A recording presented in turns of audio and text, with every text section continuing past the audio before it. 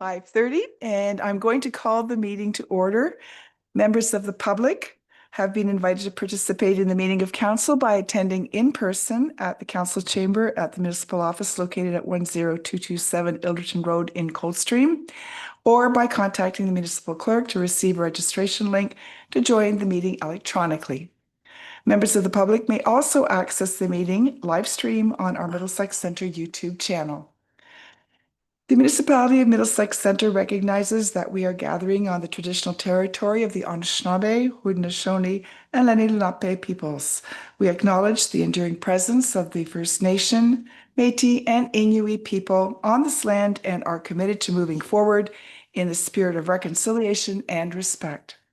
Our neighboring First Nations communities, which continue to live as sovereign nations, include the Chippewa of the Thames First Nation, Oneida Nation of the Thames, and Munsee Delaware Nation. So we do have two additions to the agenda this evening that require council approval. The recommendation before us is that the December 17th, 2025 regular meeting council agenda be approved with the following additions. One item to be considered in closed session pursuant to section 239(2)(f) regarding advice that is subject to solicitor-client privilege, including communications necessary for that purpose. That is with respect to development matter, Ward 4. Also, bylaw 2025, number 103, being a bylaw to appoint a chief administrative officer, Tiffany Farrell. If I could have a mover and a seconder for that, please. Thank you, Councillor Cates and Councillor Shipley. Call the vote, all in favor? And no one is opposed. Thank you, everyone. And with respect to that last bylaw, I would like to introduce our new CAO, Tiffany Farrell, who's as of yesterday being appointed as our new Chief Executive Officer. So take an opportunity to say hello. And yeah, we're excited to have her here and continue the good service that she's been giving us for over a decade now. So anyway, moving on now, I will look to members of council. Is there anyone who wishes to disclose a pecuniary interest?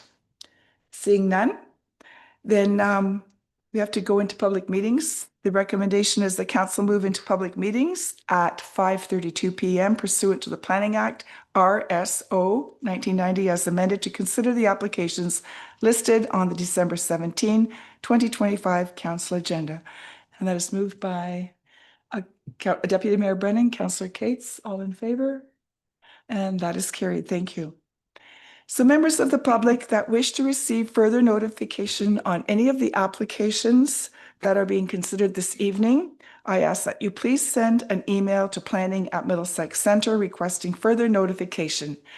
Please be advised that comments expressed and written material presented are a matter of public record. If you have any questions on the applications being heard this evening, we ask that you direct those to the appropriate planner on the file. Members of the public that have requested to speak will be given a maximum of 5 minutes to address council and provide comments on the applications. In keeping with our procedural bylaw and our R-zone policy, I would remind all of our meeting participants to use respectful language and to uphold our values of cooperation, trust, and openness. The proceeding for each public meeting is the same, and the order is as follows. The chair, that is myself, will ask a planner to present the purpose of the application and present the staff report. And then the applicant or their agent has the opportunity to speak to their application. Then we'll look to the public who've registered and they'll be asked for their comments. Any other members of the public who are present and wish to delegate will be called on for additional comments. Council may ask questions of the applicant, delegates, or staff. And at the end, then the chair, that is myself, will consider motions regarding the applications. So the first item on the agenda tonight is the application for the official plan amendment OPA 72 for lands known as 10627 Glendon Drive, and that is in Kilworth. So we're going to begin with Marian Francis Ramos Cabral, the county planner, and she will provide an overview of the staff report when you're ready. Thank you, Madam Mayor, and through you to the rest of council. The municipality received an official plan amendment application for the lands at 10627 Glendon Drive. And the purpose of this application is to redesignate the property in its entirety from residential and natural environment to medium density residential. The property is located at the southwest corner of Glendon Drive and Elmhurst Street in Kilworth. And it's approximately 3.3 acres in area and contains an existing single detached dwelling as well as some accessory buildings. And it's covered in a woodlot for a majority of this property. Also, it is part of the natural heritage system as determined by the Middlesex Natural Heritage System study, as it does contain significant woodland. So this land abuts existing low-density residential development to the west, southwest, and also planned medium-density development located immediately to the south. And of course, there is a natural heritage system that extends on the north side of Glendon Drive, which extends from Old River Road to Vanek Road. With regard to this application specifically, the medium density residential designation would permit the development of the land for a variety of building forms. And this includes townhouses, stacked townhouses, fourplexes, as well as low and medium apartments. And the density range within the medium density designation ranges from 20 to 50 units per hectare. Additionally, within the Kilworth and Kamoka secondary plan, there is additional guidance for medium density development. Typically, this is just guidance related to the development of the site, such as the orientation and massing of the buildings. So at this time, the municipality has not been provided any development plan, nor has been consulted on any development proposal for the land. However, the applicant did provide a concept plan as part of the development assessment report. And this is really intended to show an example of the property if it was completely built out. And in the plan itself, it shows approximately 49 townhouses with a density of approximately 39 units per hectare. So again, this is just to show the full build out of the site, but it's not necessarily the final development plan for the property. So as mentioned, this property is designated currently as natural environment and residential. It's located within the urban settlement area of Kilworth and zoned urban residential first density exception 3. So generally, the PPS county and local official plans support redevelopment of underutilized lots as well as intensification where it is appropriate. Additionally, there is provincial and local planning policy that also provides clear directives when developing within or adjacent to natural heritage features, including significant woodland and habitat where it exists. So any proponent would need to demonstrate that there's no negative impacts to the features, including avoiding development altogether or mitigating its impact from development onto those features. So I mentioned that the applicant did provide a development assessment report to support their application. This was peer-reviewed by a third-party consultant on behalf of Middlesex Center. And after the first review, the consultant had noted that there is some information that is missing and some analysis that's missing related to certain species on the property. And hasn't been accounted for. So we have asked the proponent to update their development assessment report based on the recommendations of the consultant. And we expect to receive that update to help us determine whether or not the natural environment designation could be removed in part or entirely from this property. Notice of this application was also circulated to neighboring property owners, agencies, as well as municipal staff. In my staff report specifically, I had noted that we received 2 letters of objection and acknowledged that there are multiple letters that we have received leading up to this meeting, which I believe has been shared with council for their consideration as well. To summarize, neighbors have identified concerns regarding the environmental sensitivity of the land and that it should be protected from development.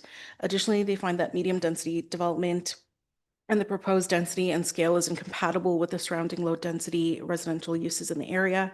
And this includes this type of development impacting groundwater quality, existing wells, the natural drainage function within the area, as well as septic systems in Old Kilworth. They have also identified concerns with the existing traffic and road capacity along London Drive and how new development will further add to those issues. With regard to municipal comments, Public Works and Engineering reviewed the application and identified that the site would need to be accessed from Elmhurst Street and not Glendon as it currently is. Additionally, if approved, development will need to occur on full municipal servicing, and that the applicant will also need site plan approval to address a number of matters, including servicing, drainage, and stormwater, just to name a few.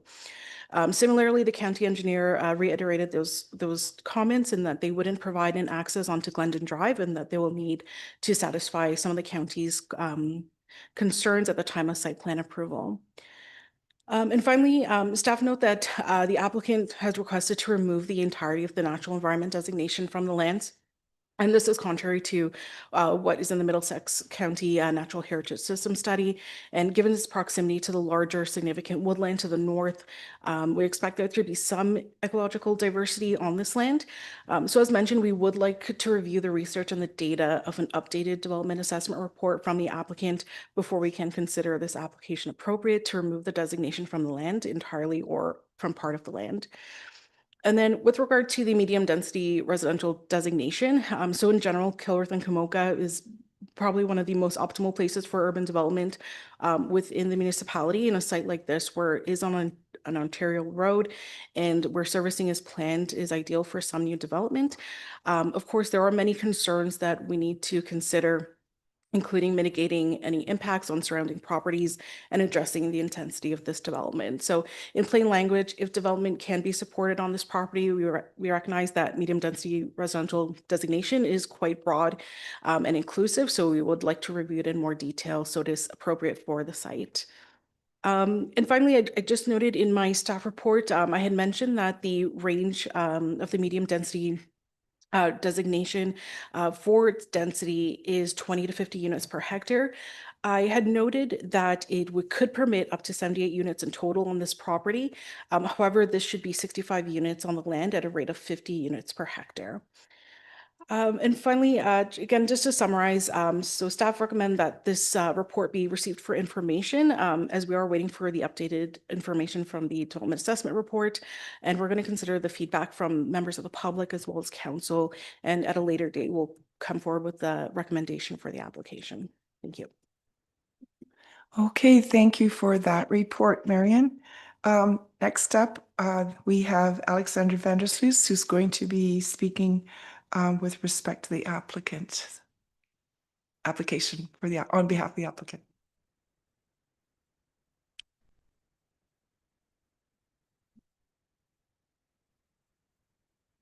If you push the middle button, there we go, it's green, you're ready to go. Okay, thank you very much. Apologies for my late arrival. The last time I was at a council meeting was at I think the community center in Ilderton, and that's where I was about 10 minutes ago. Okay, yes. So I appreciate the indulgence and I'm glad Marion's presentation lasted as long as it did. I think I got lucky there. Appreciate all of your time. My name is Alex Vandersloos. I'm a development manager with Auburn Developments. We are representing the property owner in this application. The application, the subject of the report, which you have with the recommendation to receive for information, is an application for an official plan amendment. Importantly, it does not include at this time a zoning bylaw amendment as well. There was a development concept which was submitted with the application materials to give context to a potential development scenario on the lands. We're not proposing anything specific at this time. As Marion said, the medium density designation would permit a range of densities. The context plan which was submitted with the application was for townhomes. But all a range of dwelling types could be considered in the future. However, it will require a subsequent application for a zoning bylaw amendment. The lands are currently designated for residential use. There's a single family home on the lands. The reason for the sort of scoped application of an official plan amendment without the corresponding zoning bylaw amendment was really related to, I guess it's somewhat of a technical application, which is, the Middlesex Natural Heritage System study in, I think, 2014 took a landscape level view of Middlesex and the ecosystems and how they sort of, how the different components work together. And it didn't complete on any site, site-specific ecological study. And so we undertook to complete those detailed ecological studies on site, and there was a development assessment report which accompanied the planning report for the application of the official plan amendment. The findings of that ecological report were that the designation of the lands as significant woodland and the sort of the high level findings of the, excuse me, the Middlesex Natural Heritage System study from 2014 weren't really appropriate given the site-specific study that's now taken place. And now obviously we've gotten, you know, some comments from a peer reviewer that was retained by the municipality. And so we're going back to our consultants to ensure that the development assessment report is suitable and you know, supports what we're asking for here. So, you know, as Marion said, you'll see us again in the future once those discussions between us and our consultant and likely the municipality and the peer reviewer have kind of culminated and staff are ready to bring a recommendation on the application forward. So I'll say that that's kind of the background and the context that I wanted to provide on the application. Again, wanted to reiterate that we're not moving forward with a specific development application at this time or a zoning bylaw amendment, which would more specifically describe an actual development scenario. Our goal at this point in time is to ensure that the land use designation in the official plan is in line with the findings of the ecological study at the site specific level rather than the more general study which was completed for the entire municipality in years past. I'm certainly more than happy to answer any questions. And again, I just want to thank you for your time and apologies again for my tardiness. Okay, thank you. The next step in the process is to speak with registered attendees. We have Wynn Branch, who is registered to speak this evening.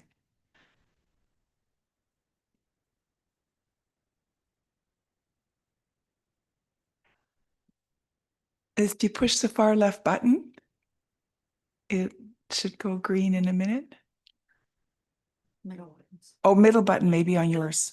It's your on my left. There we go. Now it's green. You're good I to like go. the color green. Hi.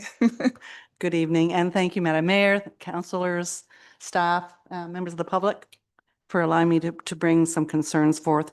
I understand that this was an information package that Alexander presented. Soon as we saw this, we're concerned in our neighborhood. Same reasons we were concerned before, but now we're doubly concerned. So the initial, when I spoke to you last in February 2023, it was regarding the 61014 development on Elmhurst Street. And so this backs onto that, which is very, very worrisome for us. And we have the same worries as last time. We are very worried about our water systems, our wells, our septic systems, and our storm waters in Old Kilworth, because we are still there. We still have wells, septic, and stormwater systems that we maintain ourselves. There is some documentation from previous presentations, and I'm hoping that some of those might still be part of the official record. I also want to mention that the past few years have brought enormous upheaval to the Glendon corridor at Kilworth, changing it from a relatively quiet area to one of major traffic congestion, increased accidents, and significant loss of natural habitat, green space. The last time Old Kilworth concerns were brought forth, it was regarding that 61014 Elmhurst development. Council chose to turn it down at that time, and unfortunately, the Ontario Government Tribunal passed it. It seems to be done at a time when housing starts were seemingly insufficient. I'm not sure if that's the same as it is today. While preparations for 610 and 14 Elmhurst have been ongoing with municipal services being installed, no work has begun on the site of this already approved development. So we don't know what the ramifications will be for us who live on Elmhurst Parkland Beach Nut. We don't know what that will mean yet because we don't see it. It's not come forth. At the time, there was great concern that just that proposal would increase the density in Old Kilworth by 70%. So if you add on to that, what is being proposed here, that would have enormous significance to us. And we are very, very concerned about this, even just at the information stage. And we can't quite comprehend why council might move forward with that proposal that Alexander just made when we don't even know what really 610 and 14 Elmhurst is going to look like and feel like in the neighborhood and what other ramifications. And once again, we are very concerned for our water systems. Of course, no one wishes to see the removal of that beautiful stretch of mature trees that span Glendon from Kilworth Park Drive to Elmhurst. It would be a sad loss for the wildlife inhabiting that area, for the windbreak it provides, and simply more loss of natural habitat that Kilworth used to be so well known for. The overriding concern, however, is still, again, I'm going to repeat, and you're going to hear it over and over again, is for the water. We rely on it. We are reliant on our wells. We don't rely on any other source of water. We're very careful. We maintain them. We work hard. We check levels. And when we have droughts, we are cautious with our water. And we do a lot to maintain that portion of our life. And my understanding is that there is no plan in place to change this, so we must rely on council to look out for us with our water. And that's why we don't think that this is a good idea at all. Thank you very much. Okay, appreciate your time. Where's the pen? Thank you very much. Is anybody else? No one else registered. No one's. Should I just ask anyone? Okay. I didn't think anyone came online. Okay. Okay, so we don't have anyone currently online. I want to check with people in the audience, members of the public that may like to address council or make comments. No one else wishes. If you want to come forward, I'm not sure if you were here 5 minutes.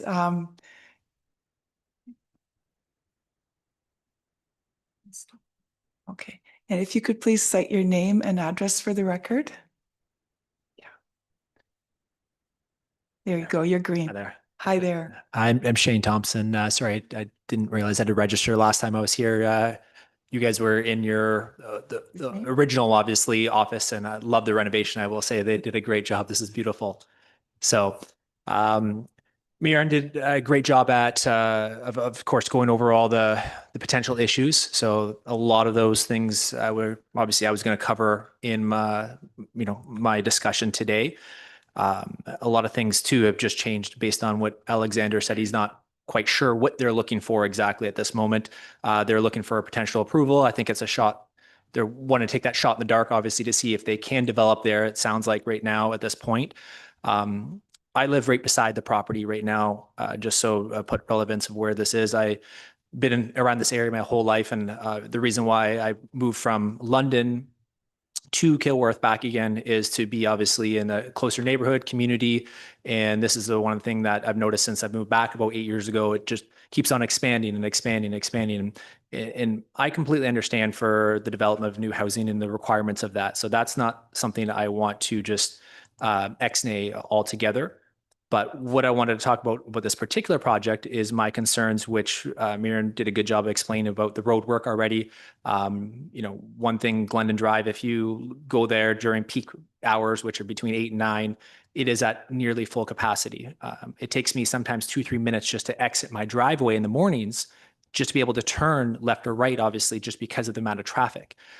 So that is a big concern when I heard about this potential development coming in, is how, for safety wise, how is that ever going to be, even possible to have another 50 plus houses there with over 100 people trying to be able to exit. And if I'm already 2 or 3 minutes myself just sitting there, how's another 50, 100 cars going to be able to escape there just for safety reasons? So that's a big aspect of it. And I know that, with the slope of the property, which you guys have probably seen the actual schematics there, it require a lot of grading and fill. And that's something that, creates a lot of drainage issues, patterns, erosions, natural area constraints, flooding impacts the neighborhoods. And as Wynn said about the water issues, that is a huge concern already in Kilworth as it is. We have our own well water as well at our property. So that would create a lot of more pressure and infrastructure on it. So that's where we'd like to see more information, obviously, on that. But let alone, just like she was mentioning about the proposed property development that's going already in place, what is that? How's that going to be affected? And that's a big concern of everybody. Also, introducing townhouses creates a sharp contrast in, the building height and population density that is inconsistent with the established character of the old Kilworth. And that's one of the things that, again, the reasons why I chose to live out in this area, and especially the old Kilworth neighborhood, having multi-place condos and townhouses and everything in that old Kilworth neighborhood is not the character at all that Kilworth is known for. And that is something that obviously we look to the council here to sustain that and keep that heritage and that character. Most importantly is the wildlife factor. And that's one of the things that that piece of property alone provides a lot of tree canopy and many types of wildlife, from deer to foxes, the bird species that we've all seen that are living there. And that's something that we're talking about. We're not just talking about like building on an open plot of land with a large number of condos like you're seeing in quite different areas already in Kilworth and New Kilworth and Kamoka. This is a protected forest environment. And that's where with the forest environment, the residential neighborhood that plays a vital role in our community that we need to protect. Rezoning the development would permanently remove all the natural environment and disrupt all established wildlife and corridors, which goes against the provincial policy statement to protect these areas and not to convert them unless it is an overwhelming justification supported by science and planning law, which there is not in this situation. So there's not an argument against housing in general, and this is what I want to make sure I'm clear about. It's just an argument for responsible planning in the right locations, with the right infrastructure and with the respect of the existing neighborhoods and the PPS to protect the natural environment. So this property is in its current context is not suitable for medium density residential development. And for these reasons, I respectfully request that council deny the rezoning application and uphold responsible long-term planning principles of our old Kilworth neighborhood. So thank you. Perfect timing. Yeah. Just perfect. Yeah. Thank you very much. Thanks. Okay, is there anyone else?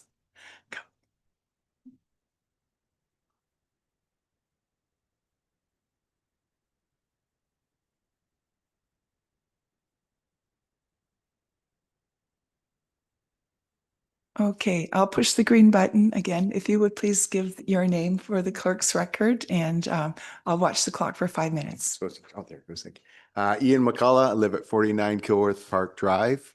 I have been here before with the 6, 10, and 14 on Elmhurst Drive, and I'd like to reiterate the fact of there's only two entrances and main entrances into the old Kilworth area. You got Jeffries and you got Kilworth Park Drive, and over the years, they've gotten overloaded. It's difficult to try to get, as just mentioned, outside of Kilworth Park Drive, let alone to have another 100 some odd cars traveling down there. You can only get in and out of Elmhurst Drive by turning into it, coming from Kamoka area, turning right, or turning right out of it to go into London. You cannot turn left into it or turn left out of it. You're not supposed to. And yet over the years, I've seen more and more people, because of the congestion at Kilworth Park Drive, trying to exit, turning left out of that area and turning right left into that area. We've also seen plenty of accidents that happen down at Old River Road, down by the bridge, because that same aspect. People still want to use that road, even though it's supposed to be closed, and they still turn into it and turn left out of it, and it's causing a lot of accidents. Knowing the fact of they cannot change that fact, they cannot allow people from Elmhurst to drive out or turn left out of that to head into Kamoka or turn left into it. There'll still be people trying to do so, and they're not going to be able to change it. And all that traffic is going to be coming down my quiet street that used to be quiet. And I know my children are a little bit older and they don't play around the street, but there's still plenty of young families out there with the children playing up and down that street. And to have another 100 cars per day trying to come in and out of that street, and there's no other room for them to put in another roadway to make accessibility for all these people. I'm in agreement. I don't mind taking a large piece of property and putting 3 or 4 more houses on that. That makes sense. But to sit there and put up apartment buildings and medium and high density units just to accommodate the fact of the Ontario government claims that they need to have more housing. There's plenty of other places in cities where a lot of these people, who is going to be renting these houses out there? Right? There's no jobs out there, honestly. They've got a handful of work, new businesses going up and stuff like that. But people that are requiring apartment buildings are usually people with lower income, and they need to be bussed back and forth. So what is the purpose of putting in this low, medium and high density, property or buildings around there when the people that are supposed to be renting them really can't afford to be driving back and forth out there, kind of thing. So please, let's try to keep it low density, keep it to the neighborhood that I moved into, a nice quiet neighborhood that, you can wake up in the morning and sit in your backyard and not hear a lot of noise. It's nice and quiet. And the traffic that's already on Glendon Drive is disturbing that. And I am personally against it. And I know all my neighbors are names against it. So please, if you could look, consider turning this down. Thank you. All right, thank you kindly. Anyone else who's wishing to speak to this? Any new points that haven't been made? Okay, I don't see any hands. So the next part is councillors, any questions? Yes. Okay, I'll take you in order and don't turn it off so that you don't lose your place in the queue if you have a follow-up. And then we'll just go around to the next green one after you're done. Go ahead, Sue. Oh, Yours was blinking, so you're first. okay. Thank you, Madam Mayor. Through you, Madam Mayor, I do have a bunch of remarks that I would like to say tonight regarding this. First of all, I want to thank each and every one of you for being here tonight and for your input, your email, the conversations, and all your hard work and attention to detail regarding this application. Please know that I am listening and I have read each one in great detail, and I do understand and appreciate what you were saying, and I do agree with you. Also, thank you to Marion and Stephanie for their work on this file and the detailed report. I have several thoughts and comments to share on this file tonight. I was very happy to see the comments from Middlesex County, our Director of Public Works and Engineering, and the planning report regarding an entrance off Glendon would never be allowed. That was my first thought as well when I saw this. Many have tried all the way west along Glendon and none have been approved. So that leaves the only option for an entrance to be off Elmhurst, which, as I understand it, there are future changes coming to the Elmhurst-Glendon Drive intersection and the stretch of Glendon up the hill and along that roadway. When the file for 61014 Elmhurst was presented to council, which was denied, by the way, there were in-depth reports regarding the trees on the property at 6 Elmhurst that also carried over to 10627 Glendon.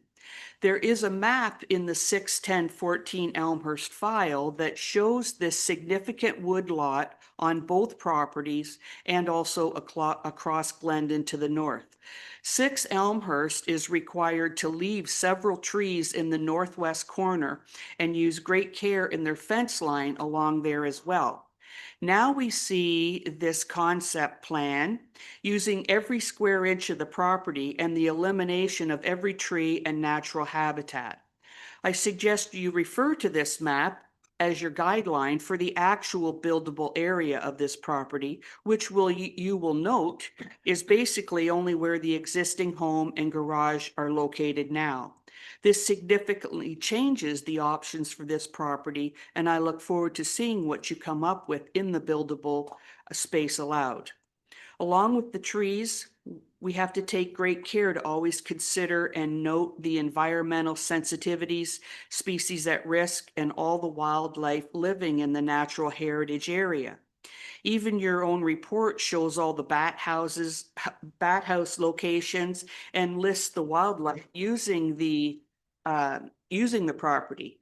We in our area are gifted with so much nature surrounding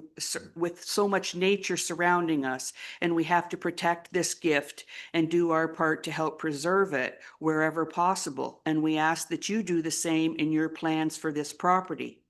From a design and parking point of view, I want to point out my personal adamant concern over the design and parking requirements.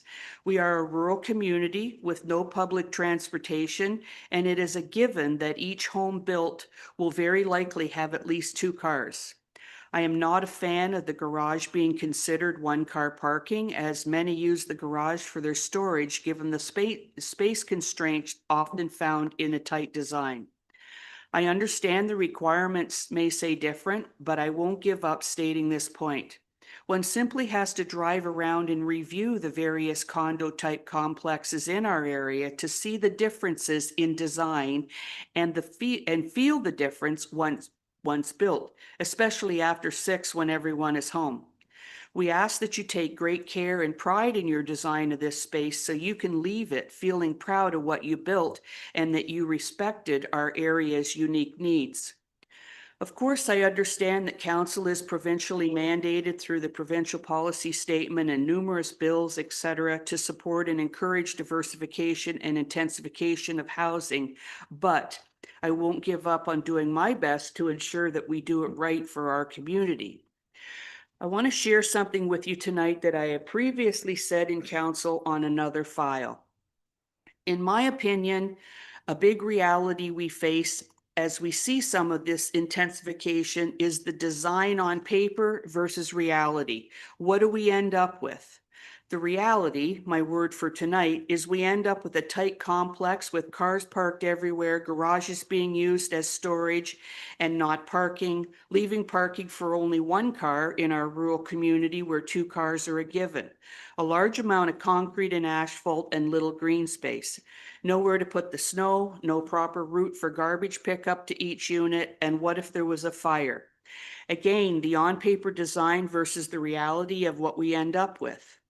And for a minute, let's just imagine cars parked haphazardly and there was a fire. How is there room for some fire trucks, a rescue vehicle, ambulance, OPP, etc.? I can't help but look at some current projects nearing completion and on the go from over the past years and see the reality created from these examples. I recently visited one of the sites nearing completion and found myself trying to turn around in a very narrow, tight driveway, and the corner of the porch was right at the driveway and there wasn't even any snow yet. Garbage bins being stored outside is no room in the small garage that some cars and trucks can't even fit in, if they chose to park in there. I also heard rumors of cars getting their mirrors knocked off trying to get in the garage. Garages being used as storage as nowhere else to put the toys and everyday stuff. I can't help but ask myself, what are we creating here? Where is the integrated thinking considering all the pieces involved? Yes, we have codes and zoning bylaws and planning guidelines, but let's not forget the reality. I ask that you go back to the drawing board and use some integrated thinking to come up with a plan that takes all the realities, concerns, and input to heart and have a drive around and see the differences in some of the complexes, tight versus spacious, that we have in our community. We need to make sure this is done right. We are building a legacy here, and attention to details and the realities are critical. Thank you.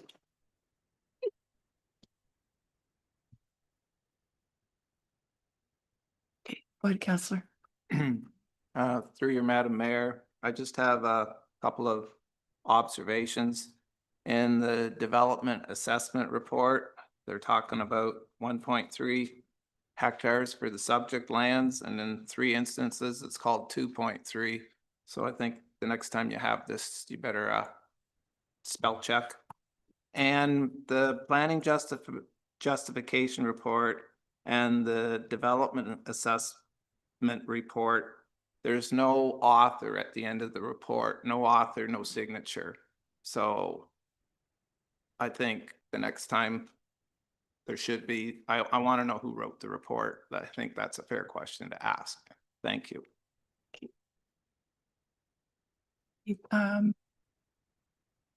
Other questions?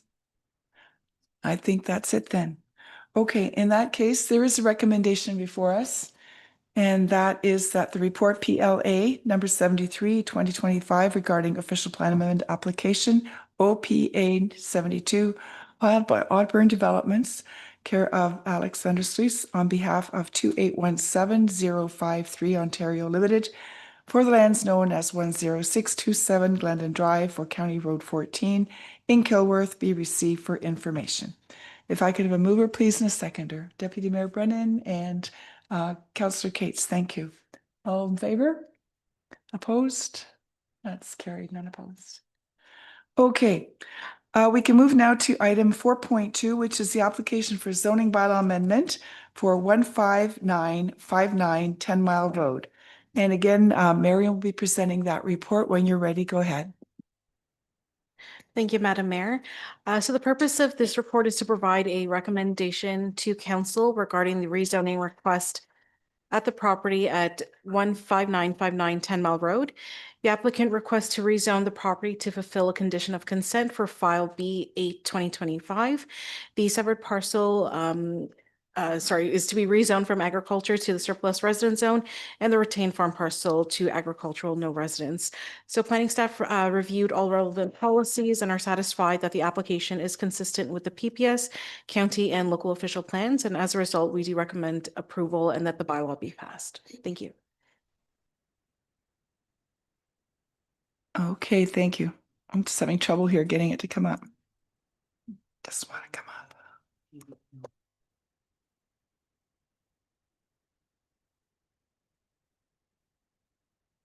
I can't get it to open.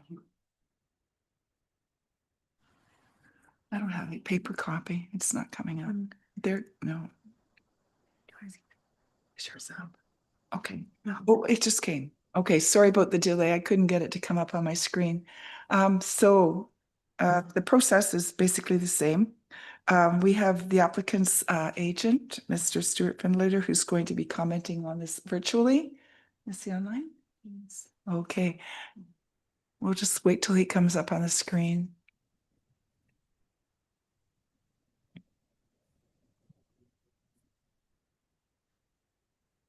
Good evening, Mr. Finlater. If you'd like to give your comments at this point, the floor is yours. Thank you, Your Worship. Yeah, I have reviewed the planning report, and I'm in agreement with the recommendation for this particular application, and I would simply ask the council to approve the application as applied for. Thank you.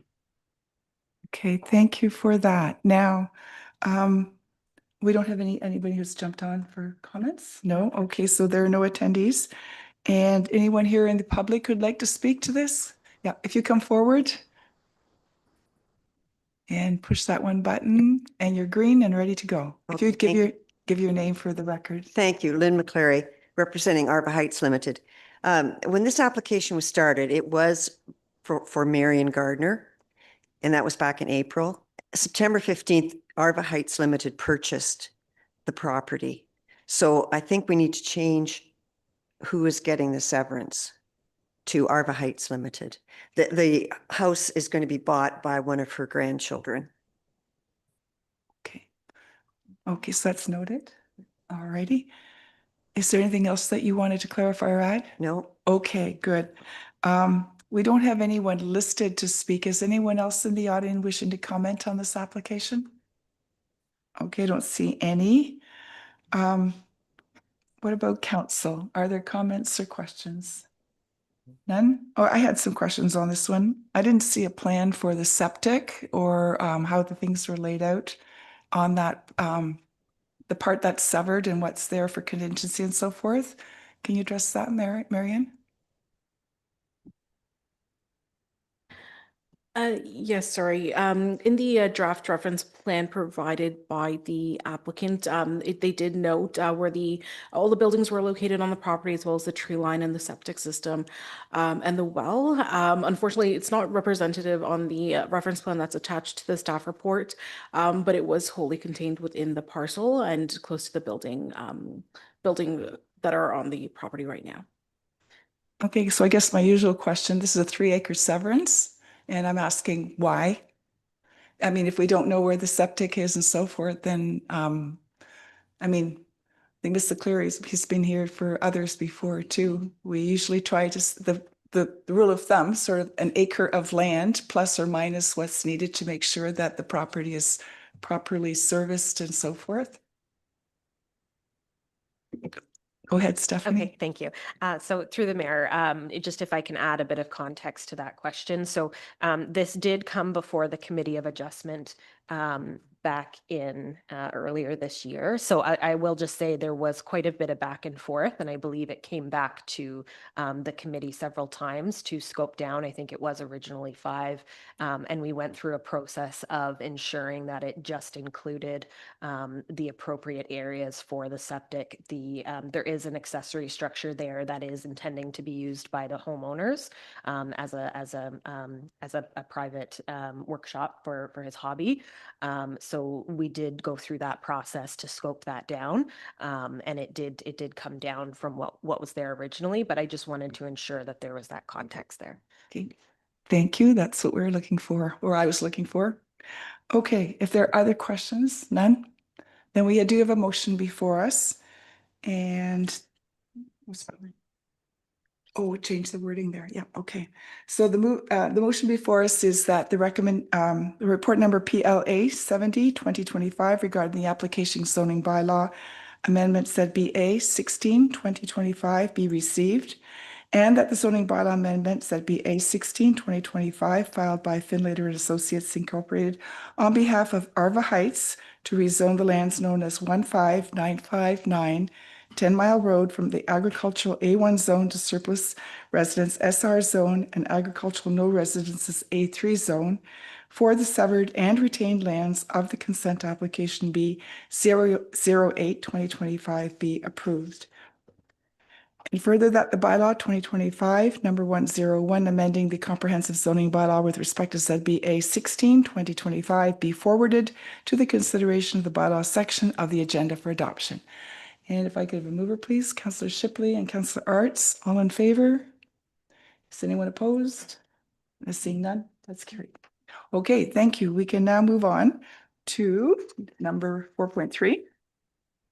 And that is the application for the zoning bylaw amendment, ZBA 17 2025 for 145739 Mile Road. And again, Marion's going to present that report for us when you're ready. Go ahead. Thank you, Madam Mayor. And again, the purpose of this report is to provide a recommendation to council regarding the rezoning request for the property at 145739 Mile Road. Request to rezone the property to fulfill a condition of consent for file B12 2025. Specifically, the agricultural parcel that is to be severed is proposed to be rezoned from agriculture to surplus residence, and the retained farm parcel in this situation will remain within the agriculture or A1 zone to recognize the existing dwelling that is also located on the property, which is not considered new residential development. Planning staff reviewed all relevant policies and are satisfied that this application is consistent with the PPS county and local official plans, and as a result, we recommend approval and that the bylaw be passed once a reference plan has been deposited.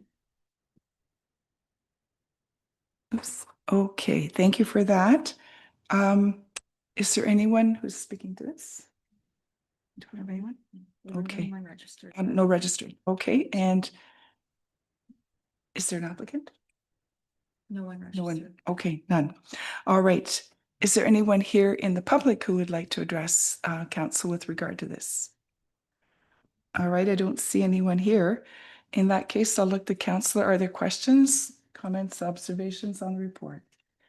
Nobody. Okay.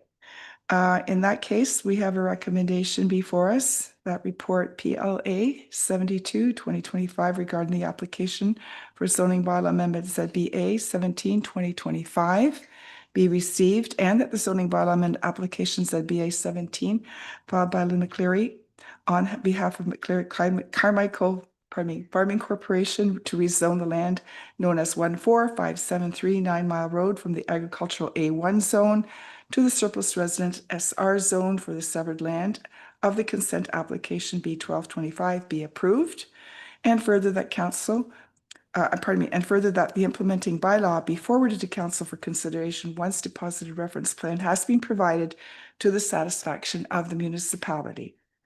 Is there a mover, please, and a seconder? Deputy Mayor Brennan and Councillor Burrs, all in favor? And that's carried as well. Okay, moving to 4.4, which is an application for consent. And this is for 11718 McEwen Drive. And Dan Fitzgerald, County Planner, is in attendance to provide the overview of that report. When you're ready, Dan. Through the chair, thanks, Mayor and members of council. So as you may recall, this consent application and concurrent zoning bylaw amendment was heard by council at the November 19th meeting. So as part of that, council did refer this application back to staff to review further with the owner if it was possible to reduce the proposed size for the surplus dwelling severance for the residential lot. So in discussion with the applicant, they are proposing to reduce the lot area from 2 acres to 1.85 acres. This reduction is based on pulling essentially the requested severance line on the east side of the residence. That effectively just ensures that the drain, the municipal drain that is associated with this parcel stays entirely within the boundary of the farm parcel. Upon further site investigation and discussions with the owner, it was noted that there is a fairly steep slope which does crest at the line of the trees north of the residence at the back. So as such, this area is not generally conducive to farm activities. The owner would prefer to maintain these particular trees with the residential house to ensure that they're not removed from the property as part of farm practices. So in review of the application, planning staff do understand that there are unique circumstances that can occur on each parcel when it does come to surplus dwelling severances and severances in general. The tribunal generally has taken a much broader view related to what could be considered residential beyond that of the house and the associated services. And in this particular case, the applicant is seeking to maintain one of the existing accessory buildings with the house for his personal residential use. So with that said, it is my opinion, it does remain that the proposed severance is limited to that of the residential use of the parcel, as well as the associated private services. It is noted that some concerns have been brought forward regarding maintaining 2 existing separate accesses to the residential property, which I entirely understand. To that end, staff have prepared a condition that council could consider adding to the severance, which would limit access to one location should council wish to do so. Given the information in the report, I am of the opinion that the proposed severance is consistent with the provincial planning statement and does conform to the County of Middlesex Centre's official plan. Therefore, I am recommending approval subject to the conditions as listed in the consent application. Additionally, I am recommending that the proposed zoning bylaw amendment be approved in principle and that the bylaw be brought forward for consideration once a deposited reference plan has been received by the municipality. Thank you, and I'm certainly available to answer any questions. Okay, thank you for that. Does Mr. Finlater wish to speak? Do you know? Yeah. Yeah. We're just waiting for Mr. Finlater to come back on.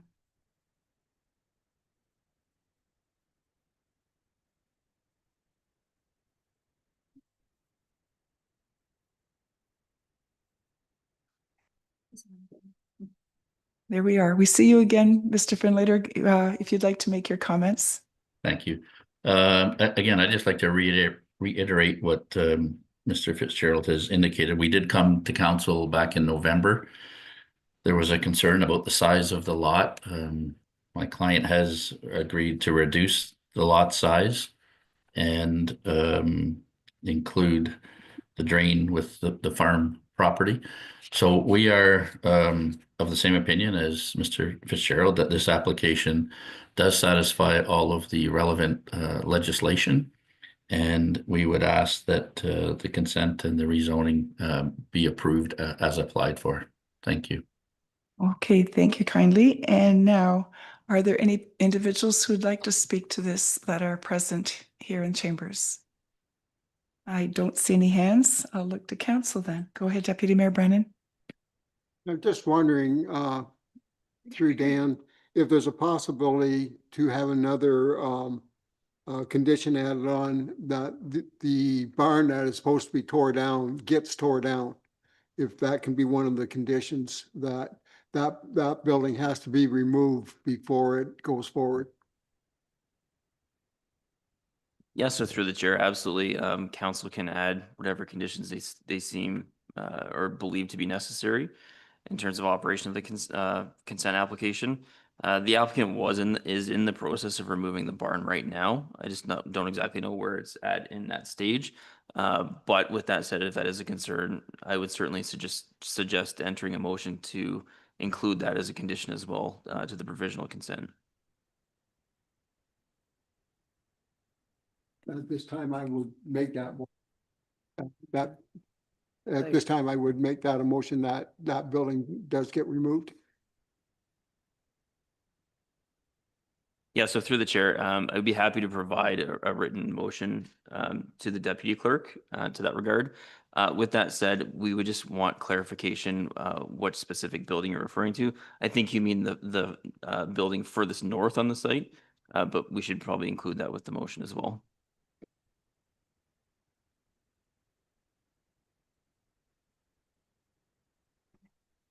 There has been a little bit of work done on it, but I just want to have some assurances that that building does come down and it doesn't get turned around after the consent's given. Okay. The clerk has indicated that Mr. Finlater would like to comment.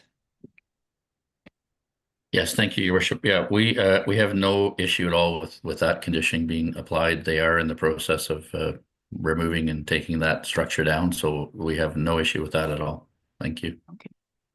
Thank you kindly. So there's the change to the driveways and the change to the additional structure then. We're just working on the wording here. It'll be one moment. Does anyone else wish, did you want to speak to it, to Councillor? Through Madam Mayor, just one clarification. We're just working on the barn, correct? That's what the motion is for? Yeah. Yeah. Well, okay. and one driveway, wasn't it? Go ahead. Thank you. Through the mayor to Deputy Mayor Brennan, I would just suggest maybe ensuring your motion includes both the reference to the condition regarding a single driveway and then also the removal of the barn. Okay. Just for clarity. Yeah, sorry, I was using a cumulative approach. I know there was individual points, but I was just trying to make sure we didn't miss anything anyone else wanted to add.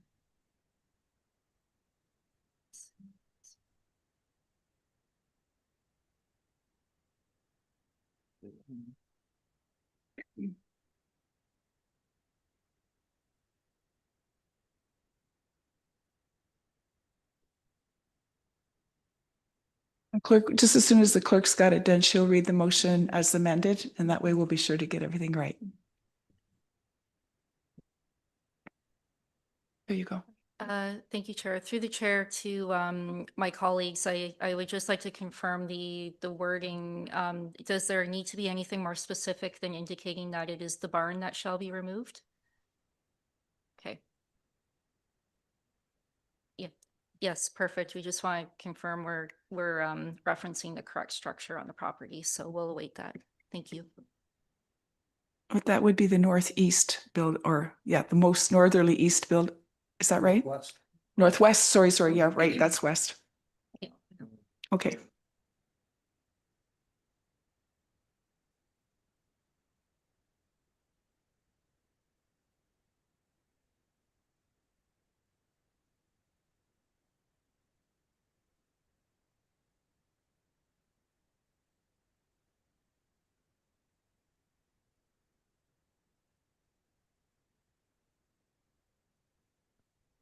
All right, thank you to Dan for providing that to us.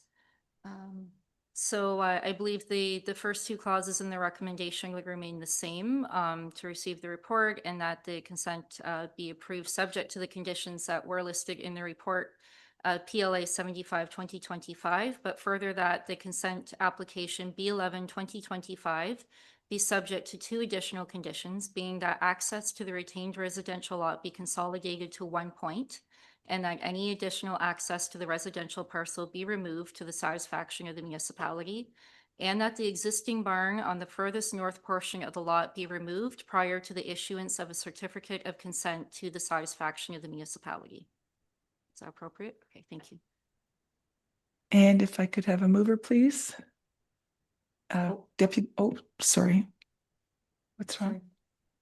Okay, Stuart has his hand up. Oh, okay. Mr. Finlater, when you're ready. Yeah, sorry. I mean, that second access provides, access to the workshop that's there that it's been there for, I don't know how long it's been there for, but I don't really understand why that has to be removed and just make it more difficult for them to utilize the workshop. If there's materials that they have to bring in there, they'd have no way of accessing it. So if we're So leaving is it, this a commercial access then? no, it's just a hobby operation. But I mean, I just don't know what the reason for closing that down would be. So that's my question. I mean, council, you'll do what you need to do, but I don't think that that's really a big issue, but it's certainly your decision to make. Thank you. Does anybody on council want to talk to that? Go ahead, Councillor Hugh Arts. Now we're great. Through your Madam Mayor to Stephanie, like I can see the condition to take the barn down, but to have only one access laneway when the amount of gravel it would cost you to go from one end of the property to the other, I think it's kind of counterproductive. And there is a kind of a laneway there, like you're just gonna drive over the lawn anyways, so I'd like the condition only to include the barn. That's my opinion. Repeat that here. Condition or what? Just the removal of the barn. Okay, yeah, I got you. So the comment is basically that the barn should be removed, Yeah. but the councillor would not have any issue with two driveways. Yeah, okay, I would agree with that. Thank you. Yes, go ahead, Councillor Cates. I was just gonna say, I agree with that too. I mean, I don't think we know where their septic bed is and are they gonna drive on it? And they've had them both for years, so I would be okay if they kept two driveways. It's not on a main road, right? So I think the wording is, We'll remove the- yeah, we'll remove the word not. Yeah, and then we'll call the vote on it and then people can vote the way they like.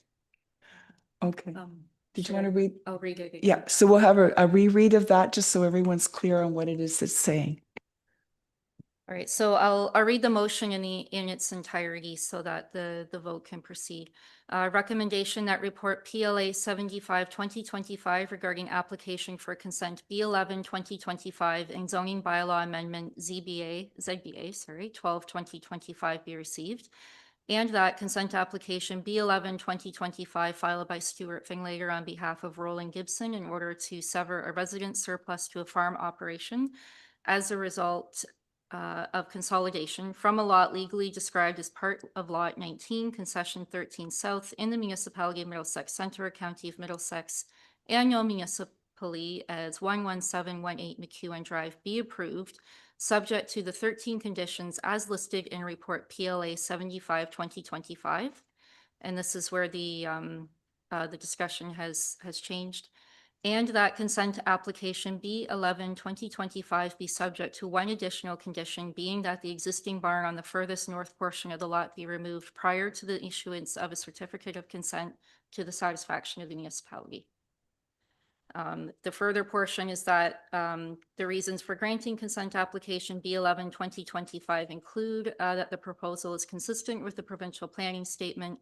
The provincial conforms to the County of Middlesex official plan and the Middlesex Center official plan, and subject to the conditions, the proposal would comply with the Middlesex Center comprehensive zoning bylaw.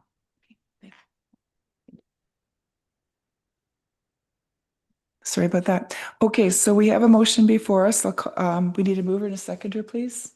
Councillor Shipley, Councillor Bruce, thank you. All in favor of the motion? And that is carried.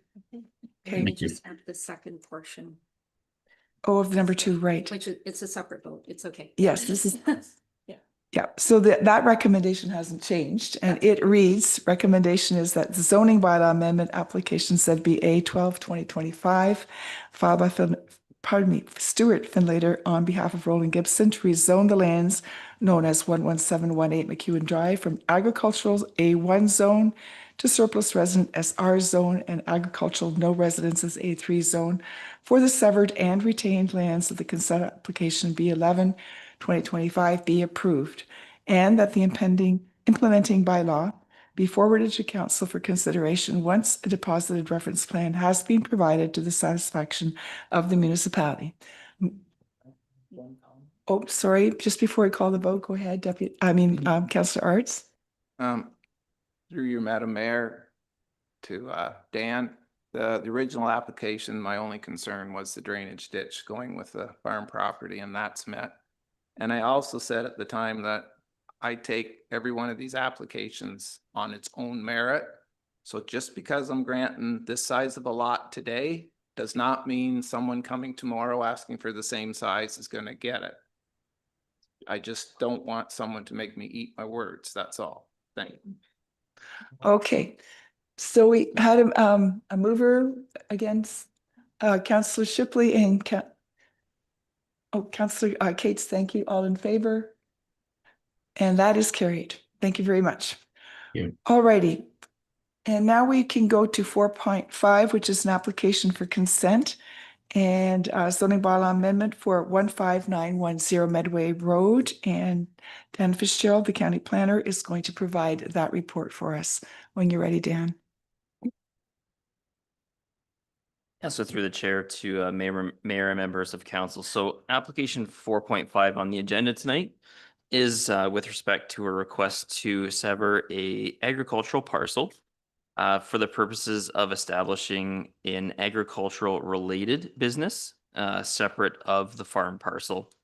So a concurrent zoning bylaw amendment application has also been applied and submitted, which would consider rezoning the subject lands of the consent to a farm industrial zone, exception zone, which would permit appropriate agricultural related uses, as well as amending the zoning of the retained agricultural lands to an exception zone, which would simply recognize the undersized nature of the parcel.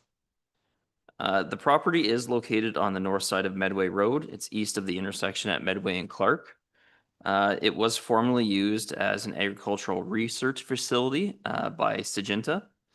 They have recently sold the site to a new purchaser who is a farmer. The farmer does not require the existing office and storage buildings that are on the parcel, and they are, as such, requesting to sever them off so that an agricultural related use can establish itself on that portion of the lands. So as proposed, the severance would be approximately 2.3 hectares in size with a frontage of approximately 230 meters on Medway. It would include the existing buildings, private services, as well as access. The retained agricultural land would maintain a broken frontage of approximately 330 meters on Medway and an area of 37.9 hectares. The applicant is proposing to maintain the existing buildings, those being office, there's a barn and a few sheds on site, as well as the existing private services. And the retained farm parcel would be maintained essentially as farm land and crop production. The lands are generally abutted by agricultural lands on all sides. So I would note that the Planning Act, the provincial planning statement, as well as the county and Middlesex Center's official plan, all provide options for agricultural related severances, as long as it's limited to the size necessary for the use and limits the potential impact to our existing farm parcels. So in this particular case, the applicant would not be disturbing any additional lands outside of the existing non-farmed areas on this particular parcel. Concurrently, the applicant is also proposing that site-specific farm industrial zone, which would permit a more limited list of agricultural-related uses to occupy the site, which are considered more appropriate and desirable within this particular context. So And then just as a note, as I had previously stated, the site-specific zone for the A1 on this particular situation is merely just to recognize the reduced lot size based on the potential outcome of a consent application. So we have reviewed the application against all relevant planning policy documents. It is our interpretation that the application can be supported, given the analysis provided in the planning report. This includes consideration for the appropriate location, limitations of agricultural uses proposed, as well as the unique situation where in this particular instance, the buildings are existing on site, and there is no loss of actively farmed agricultural lands in this case. So given the analysis in the report, I am recommending approval of consent application B14 2025, again, subject to the conditions listed. Additionally, I am also recommending approval of zoning bylaw amendment application ZBA 15 2025, again in principle, and that the zoning bylaw be brought forward for consideration once the municipality has received a deposited reference plan. Thank you. Thank you kindly. Does the applicant or the agent wish to speak to this? Okay. Yeah, Lynn McCleary with Arva Heights Limited. Jim Graham, Try Recycling. And thank you, Dan. It was a great summary. That is exactly what we're looking for. So unless you have any questions. Does anyone on council have a question at this point? No, I think it was pretty clear. Okay. You can just stay seated there if you like, because if we start chatting on something, then you're right there. So there's nobody else, and I'm looking at anyone in the audience. Is there anyone in the gallery who'd like to speak? No? Okay. Any comments from council? None? Okay, I do. I think this is a good show. I was at the ribbon cutting for the facility. I think it's a perfectly great facility. It shouldn't go to waste. And I'm glad we'll not see it disintegrate into the ground. And if it's a win-win, I think this is great for us. So I think that's it. We can call vote on the motion. I'm going to, if there are no questions from council, then, oh, it's a long motion. Okay. The recommendation is that the report PLA 76/2025 for consent B14 2025 and zoning bylaw amendment ZBA 15 2025 be received, and that the consent application filed by Arva Heights Limited to sever a lot with the frontage of approximately 230 meters on Medway Road and an area of approximately of 2.3 hectares, and the retained parcel would maintain frontage of approximately 330 meters on Medway Road and an area of approximately 37.9 hectares for a property legally described as Concession 7 South, Part Lot Number 3 in the municipality of Middlesex Center, County of Middlesex, and is municipally known as 15910 Medway Road be approved, subject to the 13 conditions that are listed in the report. And further, that the reasons for granting the consent application include that the proposal is consistent with the provincial planning statement 2024. The proposal conforms with the County of Middlesex official plan and the Middlesex County Center, official plan, and the proposal complies with the Middlesex Center comprehensive zoning bylaw. And, we'll vote on this one first. Yeah. If I could have a mover, please, and a seconder, Councillor Shipley, Deputy Mayor Brennan, thank you. All in favor? And everybody, nobody opposed. Okay, that is carried.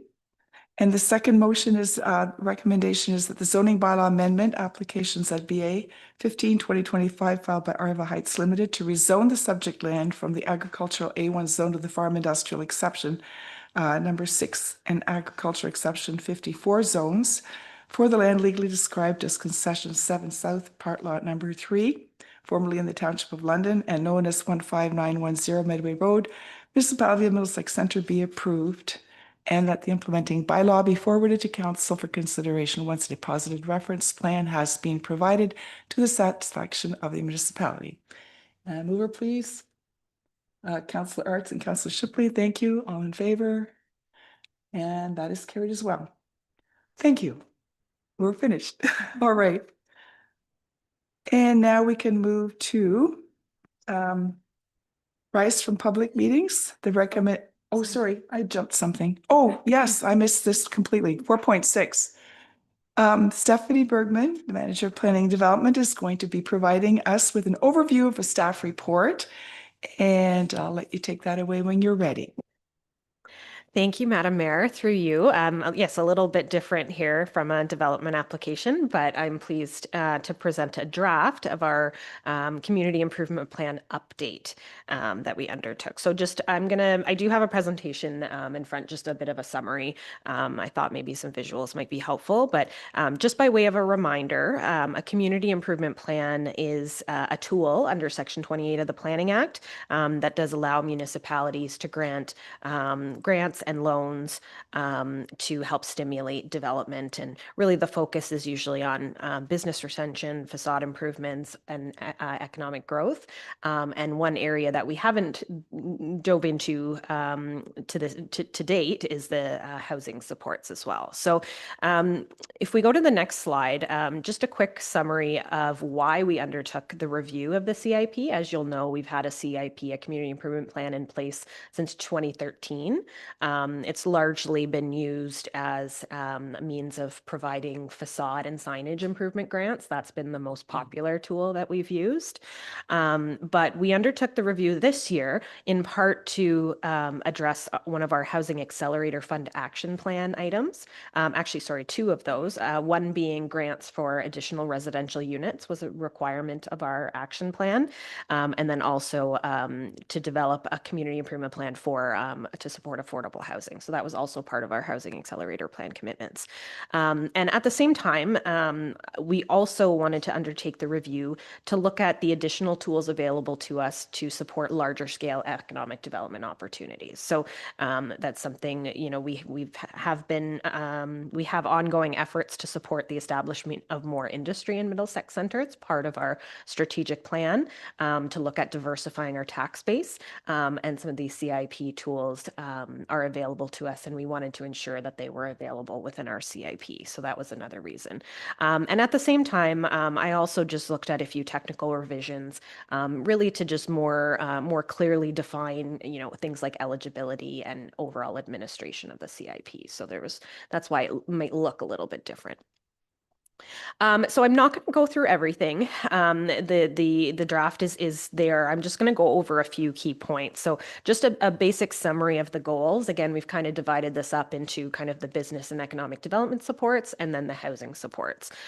So firstly, the revitalization of village centers, which is the traditional kind of use of CIPs for encouraging facade improvements, signage improvements, streetscapes, accessibility of our public areas.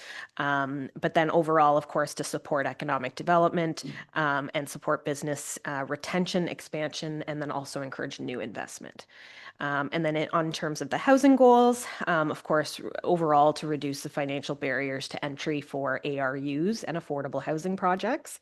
Overall, just to, support the development of more housing options to support our, changing demographics. So really to support the diversification of our housing stock here in the municipality to create new housing units. So moving on to the summaries, this slide here just kind of highlights, and this is done in the staff report as well, just to highlight some of the new programs that we've included. The first one under business supports is the tax increment equivalent grant. And I'm going to go into this. This is one concept we haven't gotten into as much, so I'm going to go over those a bit. I've also included a site readiness or feasibility grant. So that's what I would call a due diligence grant as well. So looking at kind of pre-development activities. And then if we go over to the housing supports, we've introduced a grant for additional residential units, and then also planning and building fee grant program specific to affordable housing, and then the affordable housing tax increment grant, which is similar to the industrial tax increment grant, but for affordable housing. And then I've also included, this was also part of our Housing Accelerator Fund action plan, but a affordable housing concierge program. So this is a best management practice that CMHC has identified, really just identifying a staff person and a commitment to municipal resources to help support the nonprofit sector in navigating the development process. So that's a quick overview. So if we go on to the next slide, so this is our tax increment equivalent grant, and there is is there a next slide? No. Okay.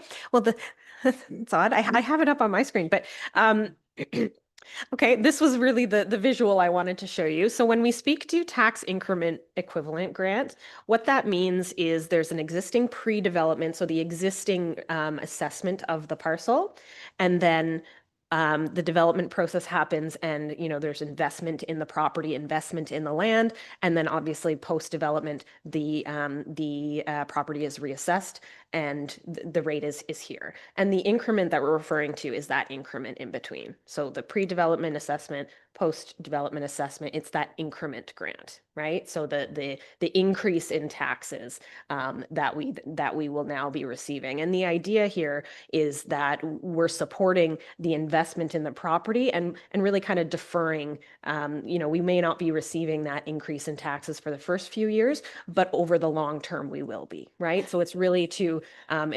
support the investment that goes into that property by deferring those taxes for the first few years. So very common framework for tax increment grants are it can go anywhere up to 100% of that increase over a period of typically up to 10 years. But it doesn't necessarily have to be that full 100% for 10 years.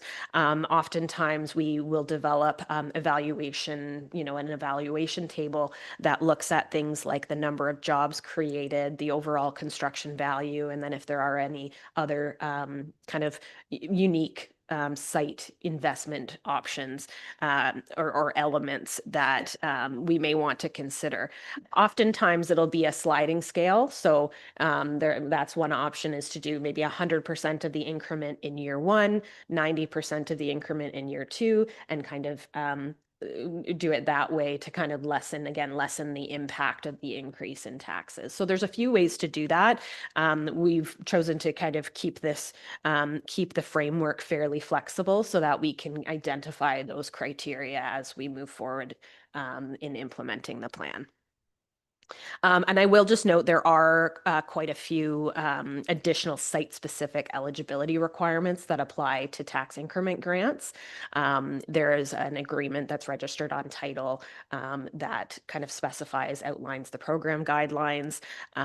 So there's a few of those that you can read in there. And we're also working with a few other municipalities that are using this right now to confirm budget impacts, things like that. So there are still some questions. This tool has been around for quite a few years, but we are kind of looking at some of those impacts, which is why we're bringing it forward in draft at this point. So that's the tax increment. So moving over to the affordability, so the affordable housing tax increment grant. So what this is we haven't had a ton of experience with this here at Middlesex Center yet, but when we look at there's a range of different affordable housing options, right? I mean, there's the deeply affordable rent geared to income, but there's a spectrum, and what is a very common thing is a mixed income model. So when a development comes forward, let's say a development of an apartment style building with maybe 10 units or 15 units comes forward, even if it's developed by a nonprofit, there may be different levels of affordability within that development. So they call it a mixed income model, right? So in CMHC, often in order to kind of work through most of the CMHC programs they'll have a requirement that at least 30% of the units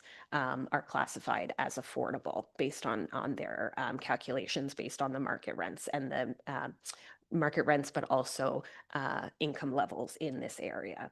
So we've identified that to be eligible for this program, at least 15% of those units on a given site would need to be classified as affordable by either the provincial definition or the CMHC definition, because there are several definitions that are kind of used, and so we do want to ensure that we tie it to those definitions of affordable. So similar to the one that that I just discussed, this could be a grant of that tax increment in there. I see my graphic is there showing the tax increment, and again, similar up to 100% of that increment, the increase in tax assessment for a period of up to 10 years. And so there are typically some evaluation criteria that are considered when determining the length, the duration, and the amount of the grant, and that includes maybe there's going to be more than 15%. So that should be considered.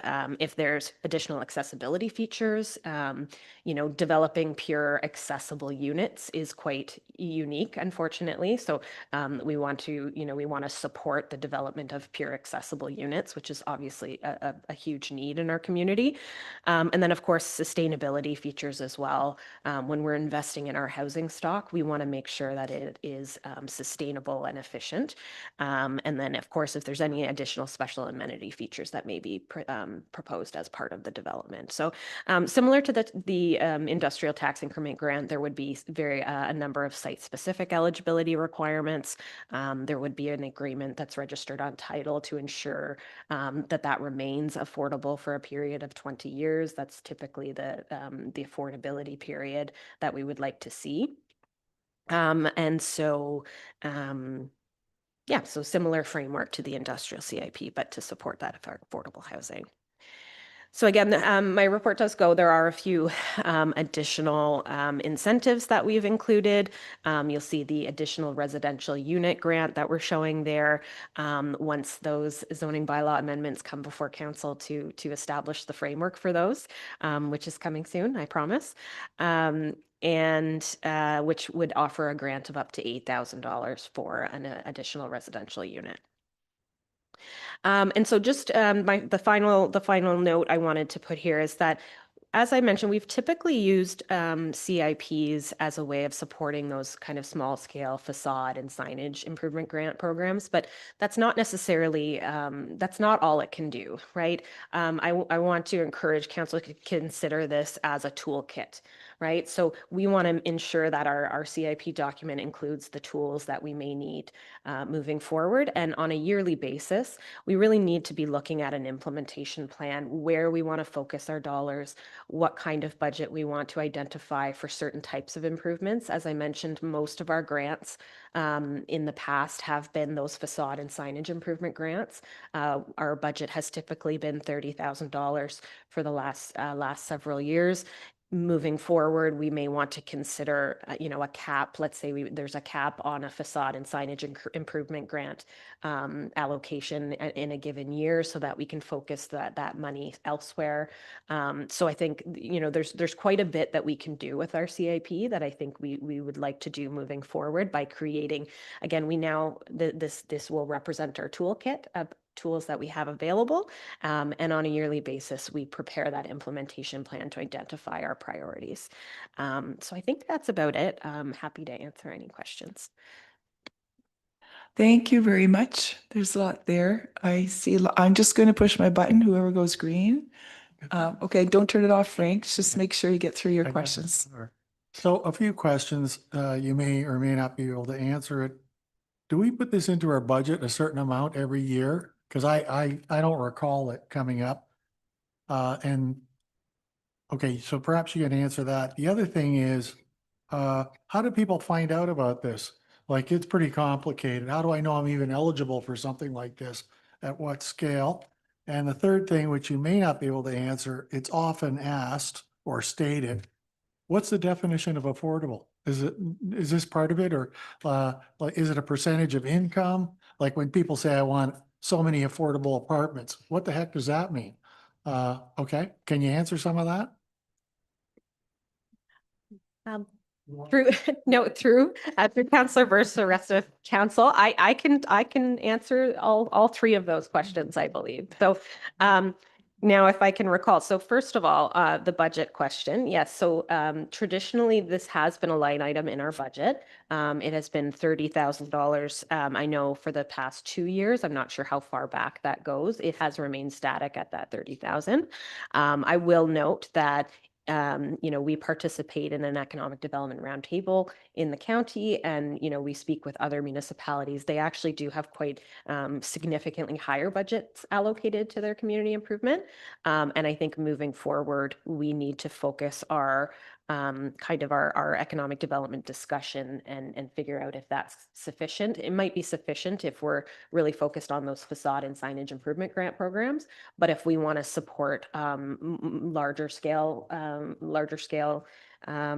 initiatives, then that might not be significant, right? So I think that's one thing that you might hear more about the CIP in those discussions. Number two, can you? Yes.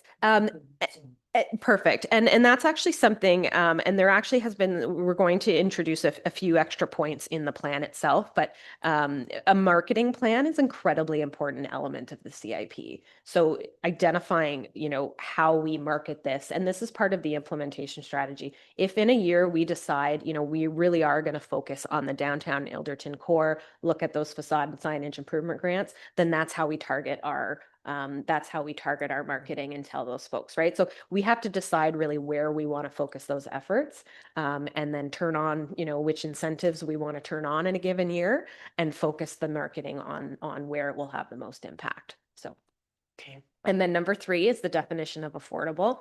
Great question. So there are high level definitions. One includes representing 30% of housing that costs no more than 30% of an annual income for moderate, low to moderate household income earners, which is about, I believe, the 60th percentile. So it's very location based. What is considered affordable changes whatever in any geographic area you're in. So there is Statistics Canada data that identifies what that 60th percentile income is here, and then it's housing costs that would fit within that 30%. Right. Okay, yeah. And then there's another side of this which is market, which is based on market rent. So let's say, I believe it's 20% below, 10 or 20% below average market. So whatever the average market rate for say a rental is in this area, it would be that 10 to 20% lower than that is also considered affordable. What's that? 15% low. Okay. Between 10 and 20. And that is, and again, those numbers and what that is, CMHC produces numbers, and also MMH also produces numbers based on the Stats Canada data for our area. Okay, thank you. Okay, thank you very much. I have Councillor Cates next. Brady, thank you through you, Madam Mayor. That was my question as well about the definition. But I also wanted to know, if I'm not mistaken, the CIP program over the past years, it has an open period. And so will all of these new changes apply to the open period as well? Or will some of the new things be 12 months of the year? Thank you. Yes, through Councillor Cates to the, yes, through the mayor to Councillor Cates. Certainly, it's going to be open. So that's one item of this implementation strategy that we want to review. Again, a certain intake period may make sense for, again, maybe the signage improvement grants. People kind of plan those in the winter, and then that's why we've had a February, I believe it's been an end of February, we've looked for applications. But that obviously isn't necessarily how you would implement the tax increment grants either, right? So we're going to be looking at how we do that intake period. Maybe it's a couple of intake periods for certain grants, and then things like the tax increment grants are generally open, and we work with applicants if they're, to discuss potential eligibility throughout the year. Yeah, I like the incentives, the affordable housing and the industrial incentives. Obviously, if we're going to go that route, 30,000 isn't going to be enough. So maybe we need to look at that in the budget right away, increasing that number, because if we're going to try to attract industrial growth in that It's going to take quite a few more dollars than that. So, but I do like the concept of it all. I think anything we can do to attract more industrial people and even to get more people to build ARUs, I think is important for us. So I would certainly consider looking at the budget and increasing that number, because the 30,000 was for facade improvements and signage improvements. That's got nowhere near going to touch what we're looking at doing here, but I do like the idea. Just on that note too, I did mention our Housing Accelerator Fund. So part of that is certainly a consideration. You know, we're still in the process of kind of earmarking that money to different things, and so we do expect that would be able to contribute at least to the housing the housing grants, so like ARUs. So we do expect that we can consider allocating some of those funds to those grants. Through you, Madam Mayor, to Stephanie. So thank you so much for putting together this report. I love seeing the funds that you have put aside for the accessibility grants. As a business owner myself, I know sometimes we've had to do things like that, which is a surprise and it's not in our budget. So that's very helpful for that when that does occur. And same with the energy retrofits too, because that does help small businesses. So thank you very much for thinking about those items. I know that we really want to also encourage industrial in our area, so that's great, and for job creation as well. My question is actually about the county, because they just updated theirs as well. How does ours complement or align with the county's changes in their CIP? Thank you. Yeah, so they've just put forward, I believe they're calling it the Community Improvement Support Program. CISP.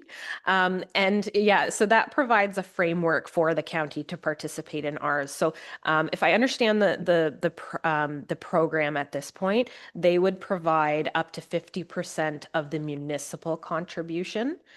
So if kind of the municipal contribution of a grant is $10,000, then they would contribute 5,000 of that back to us. So the tax increment, and then also for the tax increment grants, which is really great, they would participate in the county. They would offer a similar grant, but on the county portion of the taxes. I didn't mention that directly, but these grants that I was speaking about, the tax increment, really only apply to the municipal portion of the property taxes, right? So, but the county, through this program, there's a mechanism for them to also to follow the same framework, but on the county portion of the taxes. So I think that's kind of the general overview. But yeah, it's great program. Thank you. I don't see any other hands, but lots of good questions. Thank you for the report. There's lots in there, and I think it's high time there was a look at this and it was kind of brought up to the current period. So appreciate all the work you've done on that. Are there any members in the public here who wish to, or virtually, who wish to comment on this report? Okay, just checking. This is a part of the planning piece here. So, okay, so we have the recommendation that report PLA 79, 2025 regarding community improvement plan updates and the amended Middlesex Center Community Improvement Plan included in attachment 1 be received for information. I have Councillor Coles and Councillor Cates. Thank you. All in favor? And that is carried. All righty. The motion before us is that the public meetings adjourn at 7:07 p.m. and council resume the regular meeting. And that is moved by Councillor Coles and Councillor Cates again. Thank you. All in favor? And that is carried. Okay.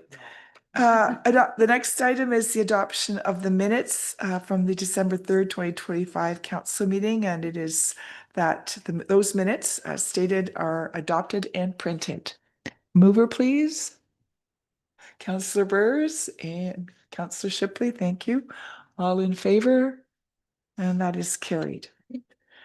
Moving to the consent agenda, these are items that are typically moved as one item. Before we do that, I want to look to council. Is there anything on this list that anyone wishes to speak to? Go ahead, Deputy Mayor Brennan. Yes, on the OPP annual billing, it was capped at 11%, which brought it back down. It would, our increase was going to be over the 11%, but it was brought back down. But then when you add on the 2024, that brought that back down to the 11% too. So I'm just wondering, when they add that 2024 adjustment in, it's not going to get paid for this year. Obviously, if we're capping it on 11%, it only goes up to 2.7 roughly. So what happens to that 245,000 from 2024? Does that go on to next year, and then 2025 goes on to next year too, or how's that work? So through Mayor DeVete, at this time, the province is still reviewing the annual billing statement aspect with the OP. So they have capped it at the 11%. So we will not see any additional increase this year in 2025. And the adjustment, I believe that they have said that for 2027, it will still stay at the capped 11%. But we don't know what the future might hold. Especially, I was surprised to see that their calculated billing was above the 11%. And I'm interested to see for other municipalities if this was similar, and I will be reaching out to others around the area. But at this point, I don't know what they will continue to do. They might continue to cap it at 11%, and the province would then fund the other portion. But I'm not sure after the 2-year period. Okay, anything else? Yes, go ahead, Councillor Shipley. Thank you, Madam Mayor. I think I'll, 7.1. Chief, maybe you can answer this question. $72,000. I'm assuming this is involving auto accidents and fires. It's anything else other than that? Through you, Mayor, to Councillor Shipley, you're correct. So the challenge that we have with reclaiming or claiming monies that we invoice out is basically finding people and having information and then working with the insurance companies. So we are looking at making some changes for 2026. And one of those is offering a payment program. We figure that may be a little more successful, but correct, that is just motor vehicle collisions. Yeah, that's good to hear. It's almost ate up all of our 2025 profit paying this off this year. So a little frustrating. Thank you. Okay. If I could just have an add-on that, could you comment on how we're not the only fire department that has that problem, right? So if this is a problem across the province, why isn't there a process that helps municipalities recover the costs that they're entitled to recover? Yeah, that's a good point, Mayor. We are definitely not the only department that runs into these issues.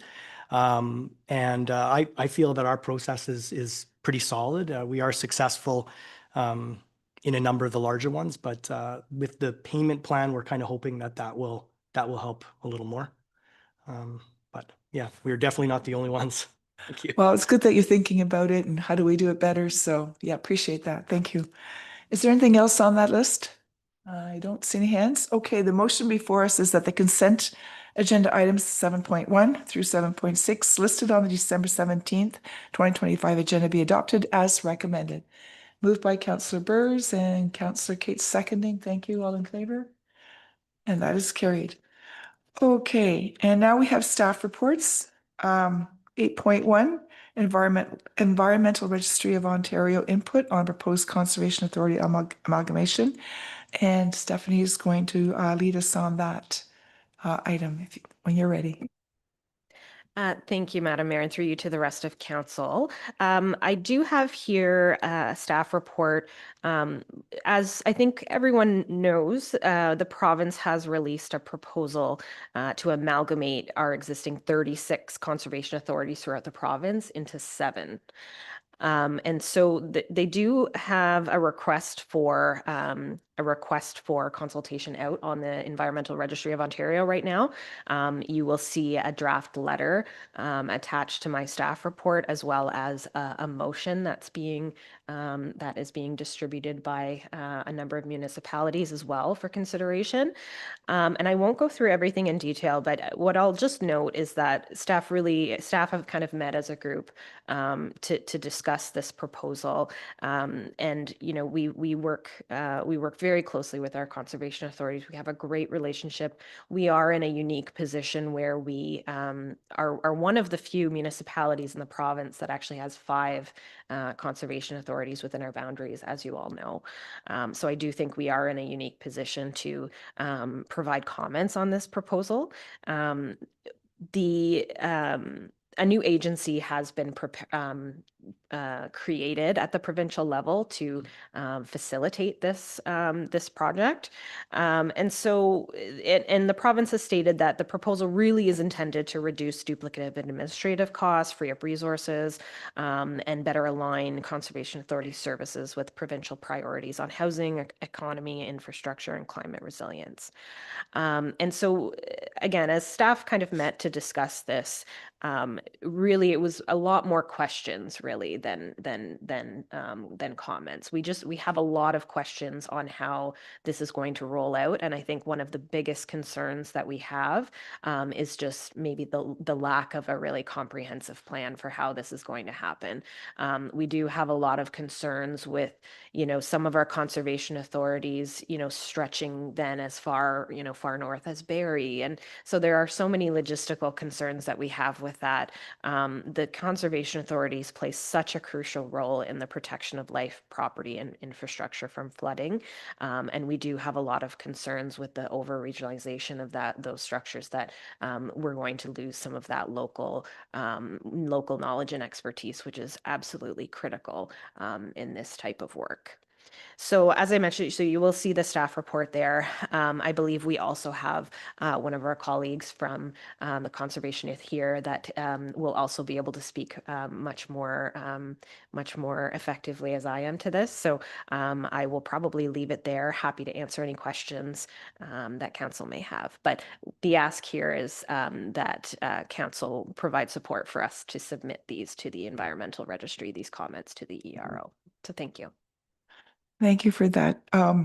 And now I'd like to introduce Mr. Mark Peabody at Peacock. There you are. And Mark is from the Lower Thames Valley Conservation Authority, and he's going to make a presentation to us on some of the, salient points, I guess. There you go. You're ready to go. Hi. Your Worship, Madam Mayor, members of council. I'm Mark Peacock, and I am the Chief Executive Officer or Chief Administrative Officer, Secretary Treasurer of the Lower Thames Valley Conservation Authority. And I'll move through this very quickly. You've got 2 or 3 reports on this, and also a lot of knowledge. I'd like to recognize Hugh Ertz, who is your representative on our board, and you have lots of other representatives on other boards. So I'm sure you're aware what's going on. Next slide. So I want to talk about what the province is doing, the concerns with it, and recommendations. So what the province is doing is it's creating the Ontario Provincial Conservation Agency. That agency has been given power in the new Conservation Authorities Act revisions to basically dictate what we do, how we do it, how we spend our money, and how we report. The problem with that is that it's actually municipal money, most of it. So, and I'll get into that going on as we go on. The second thing, the other thing it's to do is to transition us into new boundaries. So that is the second part of the presentation. Next slide, please. So conservation authorities. We were created by the municipalities of Elgin, Middlesex, Kent, City of London, and Essex. In 1961, so Groundhog Day coming up, we're 65 years old. And it was through the municipalities. They formed us. They petitioned the government to just like all of the conservation authorities. And you've run us, you've maintained us, you've funded us for 65 years, and even more for some of the other conservation authorities. The issue with the agency, and I'll talk about that going forward, is that is being disconnected. The conservation authorities were formed to be local conservation authorities, have grassroots input, have input to where the watersheds were going to go and to improve them as we move forward. And that is a really important piece to this. Next slide, please. So what used to happen, 317 municipalities across Ontario had representatives on every one of our boards. And now it's going to be these huge, the regional municipalities or regional conservation authorities. They're going to respond to this new agency, who then will respond to the chief conservation executive of the province, and then they will respond to the province. For the first 2 years of this, the province said they will fund it. After that, the municipalities will fund it. Next slide. So we did talk a little bit about this. What are the concerns with the agency? There's no guarantee that municipalities will be on the board of that new agency. And I think that's absolutely critical. If we have an agency dictating this, there should be some municipal representation on that. It's unclear how local priorities that are the foundation piece of conservation authorities will be maintained by this agency, because this agency in many ways is to have the province tell conservation authorities what to do, rather than in the past where municipalities did that. And the funding issue with municipalities. Next slide. So here's what Ontario's conservation authorities will look like. There's 7 of them, and they are significantly bigger. The only one that's exactly the same is the Toronto region. I'm not sure that's a coincidence. The Toronto Region Conservation Authority is going to be exactly the same. Next slide, please. So what does Southwestern Ontario look like? So the Essex, Lower Thames, St. Clair, Upper Thames, Kettle, Catfish, Long Point, and Grand River Conservation Authorities are all going to be put together. It is going to be a massive conservation authority. Next slide, please. So in the Lower Thames, we have 10 municipalities in our watershed. The new region will have 81 municipalities, all the way from Hamilton, Guelph, Cambridge, Kitchener-Waterloo, to Windsor, to Sarnia, to London. It's quite a piece of work. Right now, St. Clair has about 150,000 people because of Sarnia. We have about 100,000 people we provide services. In the future, it will be 2.2 million people being serviced by this regional conservation authority. So you can see there we might have some concerns. Next slide. So I'll just go through the main points here. We are concerned that local, particular rural municipalities will lose their say in this regional conservation authority board. That board is supposed to have 5 to 12 representatives, that type of board. There is no way in the world that yourselves, Southwold Township, even Leamington will have any say in their regional conservation authority. As I said before, local conservation authorities tailor their plans because of the communities and the economies and the resources in this area. We in Chatham-Kent are not going to be having rules around trees when 3% of the forest of the land is trees in Chatham-Kent. Everything else is tiled. So that is a very unique situation. And it's got the lower part of our watershed is all dikes and the streams are pumped over top of them. We have to have unique local decisions and local solutions for our area. The solutions of the City of Toronto are not the solutions of rural Southwestern Ontario. Next slide. Oh, sorry, one more. A lot of our conservation areas were donated to us. A lot of the things in our conservation areas were donated to us. We have a responsibility to those people that wanted to improve their communities and put a legacy in place for their communities. And I am not sure how that's going to be maintained as we move forward.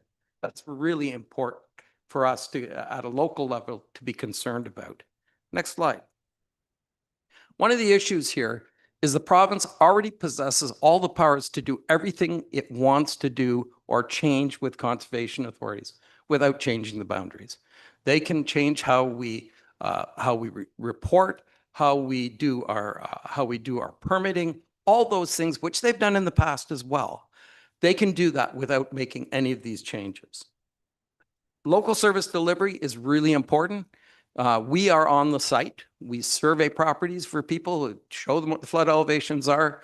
We plant trees with scout groups, all those types of things. And that's just two examples. And that local service delivery, I don't know how that happens when you're delivering in such a large area.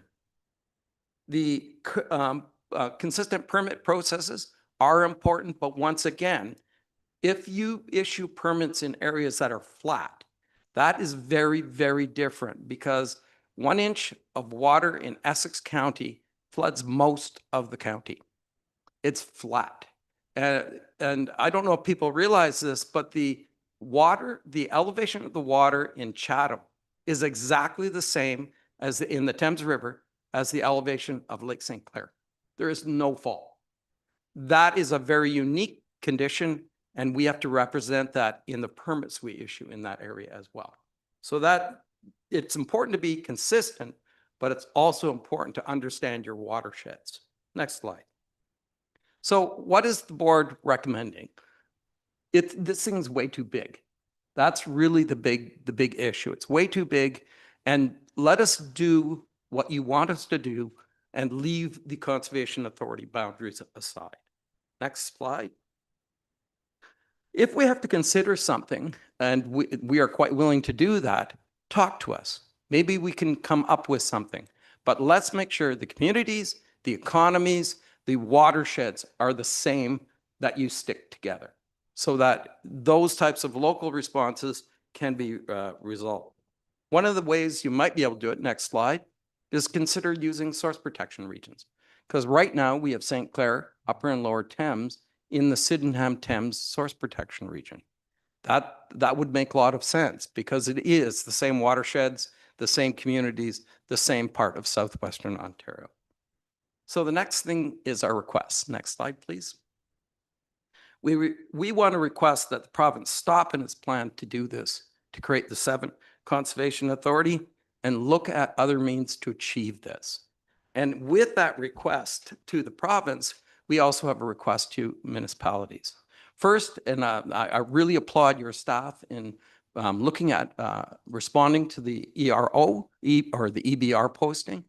The other thing is to pass a resolution so that the province realizes that the municipalities of the Lower Thames and the other 4 conservation authorities support the authorities in their request to stop this, talk about it, slow it down so that we can get a meaningful result. We don't think the governance will work. We don't think the finances will work. The other thing, none of this has been costed. There has not been any of that work done, and that needs to be there before you make decisions that are fundamentally changing structures of how we deal with the environment in Ontario. So that's my presentation. Thank you very much. Thank you kindly. I'm going to look to council for questions. Thank you. Thank you through you, Madam Mayor.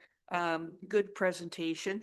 I'm on the board of the St. Clair Conservation Authority, and we've had numerous discussions on this.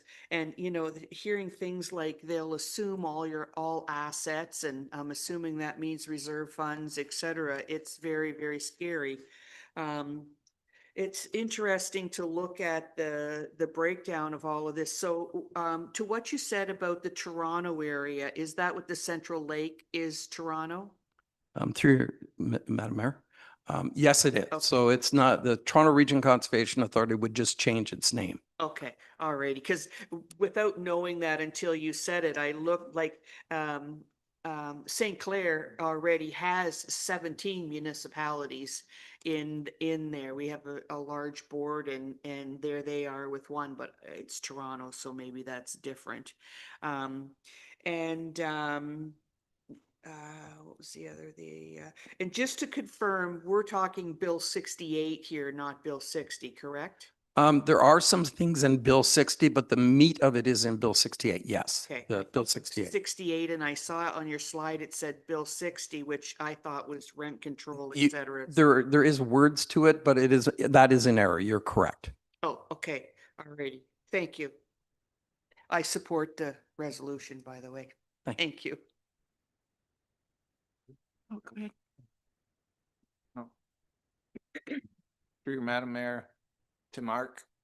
I've had the privilege of being on the Lower Thames, and I've always respected Mark's thoughts, insights, and intelligence and honesty. So this thing we got going on with the government, I was trying to figure out, in layman's terms, how to make the general population understand something simple. And it's kind of like you've got a house and there's a couple rooms, they need a new paint job. Instead of going out and buying a $200 worth of paint, you burn the house down. And I think that's what this is all about. Jeez. Way to go, Jim. And I'd also like to support the motion too. Through the Madam Mayor, that's actually a very astute analogy. Keep that quote, Mark. I will. I just have a simple question. I think we should get something into the environmental registry. The resolution that you posed here, is this basically, we developed it or is it the AMO one? And is that the one to choose or are there different ones out there, slightly different? Can someone talk to that? Yeah, okay. Oh, I'm just gonna let, Sure. Oh. Sorry, through the chair, I'll just confirm that, yes, the motion on council's agenda this evening was developed on the basis of the AMO resolution, but has been modified to reflect our involvement with the 5 conservation authorities. Whether or not there's a better resolution, I'll allow Mr. Peacock to speak to that. Well, can I have a follow-up then? So the essence of this. yeah, we just, Whoops. did you have your, did you want to comment on that for? No, that's fine. Oh, I okay. just left Okay. my thing so I don't get it wrong. No, that's good. Go ahead. Go ahead, Councillor Bruce. All right. So is the essence of this, from what I can tell, is stop and talk to us about this, correct? Is that it in a nut? That's what I'm sensing, that we have all our other things that we're pointing out to them that are wrong, but everything that you said is true on the financials, on the governance issue. I mean, they pay what, 1% or 1.5% towards conservation authorities. So I don't know whether I had a question in there, but you see what I'm getting at? Certainly, Madam Mayor. So some municipalities have done that. The municipality of Leamington, very short resolution, stop it. That's basically what the resolution said. The problem is this has moved along quite a bit, and more meat on the resolution, because there are those other pieces as well, do support a further thinking by the province that people have thought this through and have problems with a lot of elements of this proposal. Thank you. Councillor Coles. Through you, Madam Mayor, to Mark, thank you so much for your presentation this evening. It was good to hear it from your perspective. I sit on the Upper Thames board, so we have been speaking about this a lot. And we had our meeting yesterday. So again, you echoed a lot of the same information and feelings that they do on that board. So again, amalgamating with 81 municipalities, it'll be very hard to get our voices heard when if that occurs, and there will no longer be any local decision making. Right, people will just be looking on Google Maps and making a decision based on that, or whatever maps that they have, which does not give you the total picture of it when you need to see it and feel it to actually make a decision. The administrative burdens that they speak about, again, we are a very good representation here. We have 5 CAs that we deal with. And when I talked to staff about that, they did not say that it was an administrative burden. It was good for us because we had these local perspectives that can speak about these distinct perspectives that is different in every watershed, as we know. I guess in the end, I agree, and thank you very much for being here tonight. And I just want to say that the consolidation of the conservation authorities really risks diluting our local expertise rather than strengthening or providing accountability as we need in these areas. So again, thank you very much for coming tonight. Okay. Is there anyone else? Councillor Shipley. Thank you, Madam Mayor. I appreciate you coming tonight. I sit on a Sabo Bay field. What I find kind of amusing here, maybe that's not the right word, is upper Thames, lower Thames, the Sabo Bay field is a big farming area. A Sabo Bay field, part of it will now be up in Thunder Bay. I don't think there's a lot of farming up in there and that problem. And I'll just come out and say it, it's a control. We know who wants the control. He's lost the green belt. He's going to get it back. And this is the way he's going to do it. That's my opinion. Thank you. I don't see any other hands, so I'm just going to chime in. So I sit on the AMO board. On the day that they announced it, the phone started ringing. So I think this is on everyone's mind. And when I looked at the map, the first thing that struck me was, I think they got it backwards. The watershed starts where the water comes and goes downhill to the lake. It doesn't matter what lake it goes to. So the fact that Thunder Bay and we have water that goes to Erie or Lake Huron or whatever, that's kind of moot. Yeah, so it's understanding what the context is in the geography, not where it lands so much. Well, I mean, we want to keep, I mean, don't get me wrong, having healthy lake systems is good, but to Councillor Shipley's point, Thunder Bay and the Shield, as opposed to Western Ontario farming, the issues are very different. So, yeah. Go ahead. Matt, I think you're exactly right, because the model is not a watershed model, it's a basin model. Yeah. And that doesn't get at the local implementation. We need to be on the ground when we talk to people about flooding, it has a direct impact on their lives. And it's often the very hardest piece of the development process. We need expertise. We need local expertise that understands the local river, so we can talk with knowledge that a resident can respect. It's not just gobbledygook. It's actual knowledge, because we understand that piece of river. Rivers take a long time to understand. You can't just start somewhere. And, I'm a hydrologist. I'm a water resource engineer. I've been working on the Thames River for 8 years. I'm still using a lot of expertise for people that have been working on the Thames River for 25 years. But it really is local knowledge that's important. Yeah. Well, I think it's a lot to chew on, and I think we have to figure out how we're going to do this. Thanks. So thank you very much for your time. Appreciate your input, and thanks for making the trip. Okay. All right. Okay, so we have a recommendation before us. That report PWE 6525 regarding Environmental Registry of Ontario, ERO. Input on proposed Conservation Authority amalgamation be received, and that staff be directed to submit the correspondence in attachment 1 to Environmental Registry of Ontario posting 025-1257 regarding proposed boundaries for the regional consolidation of Ontario's conservation authorities, and that the Council of the Municipality of Middlesex Centre endorses and passes the draft municipal resolution in attachment 2 regarding the proposed amalgamation of the Ontario Conservation Authorities. And I need, thank you, Councillor Shipley and Councillor Coles, all in favor? And that is carried. Okay, now moving to number 8.2. It's the 2026 mayor's budget. And just before I go on, I want to be very clear that the mayor's budget is something that is the moniker that we are using now to describe budgets in strong mayor jurisdictions. Though I want to emphasize that the process here at Middlesex Centre is a collective input of the committee and staff. We talk about things, we talk about our priorities, we use our insights in the community. We follow the plans and the work that council has done. I mean, our staff have done in establishing long-term asset management plans and all those other inputs. So this isn't my budget. This is the budget that we are going to be voting on as a group for our community. So with that, I'll just be quiet now.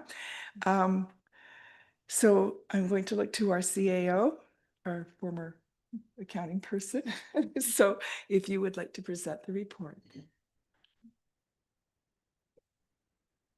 So thank you, and through Mayor DeVete. In front of you is the 2026 mayor's budget. I won't go into too much detail as I know there was a longer presentation on November 13th, 2025, where the budget was presented to all of council and the public. There has been some updates to the budget document, and as discussed at that meeting, all adjustments were done through the Tax Rate Stabilization Reserve Fund to ensure that we stayed at a tax rate increase of 5.71%.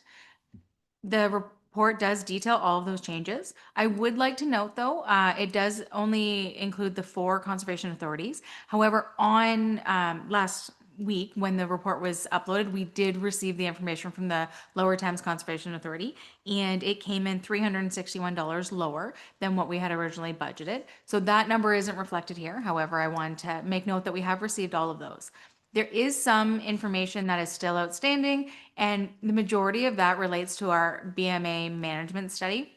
And that has to do with our financial analysis pieces and ratios, as well as any of our 2025 key items. And those would be what the municipality has accomplished during the 2025 year. So that year-end data we still need to put together since the year is not over. So I did want to just let council and the public know that the final budget booklet will be finalized and posted on the municipal website in early 2026 with that information once it's all received. And I was very pleased to see that in the end, there was a less of a reliance on the Tax Rate Stabilization Reserve Fund, which was down to only $48,250, which is great to see, as relying on reserve funds to fund the operating budget is not something that we would recommend. And I'm glad that things came in better than we had hoped. And so in front of you is the budget. My final comment is just to thank everyone who was involved in the budget working group and all departments, as that information that they provide and all the work that goes into this is definitely a large undertaking. And to thank the members of council and the mayor who were, well, it was the mayor's budget, and also on the budget working group. So I am proud to have the final budget in front of you tonight. And if you have any questions, please let me know. Thank you for that. Are there questions from council? Deputy Mayor Brennan. Yeah, to you, Madam Mayor, to our CEO, can you just explain briefly how the county budget coming in at 3.78 and the school board staying level, how that will affect our tax rate?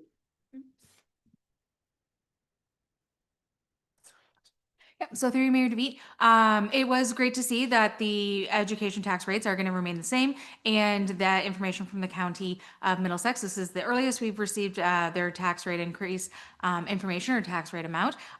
So that is an accomplishment, and I do also applaud the county for that. So in looking at what that means for our taxpayers here, there is a certain portion, I don't know it off the top of my head, that is related to the lower tier, the county, and education. So although we have a 5.71% tax rate increase, when you combine all three, the 0% from the education, as well as the 3.7 from the county, it will be lower than the 5.7 for all. However, there are different amounts that come from with education with respect to like commercial properties versus residential, but it is a lower amount.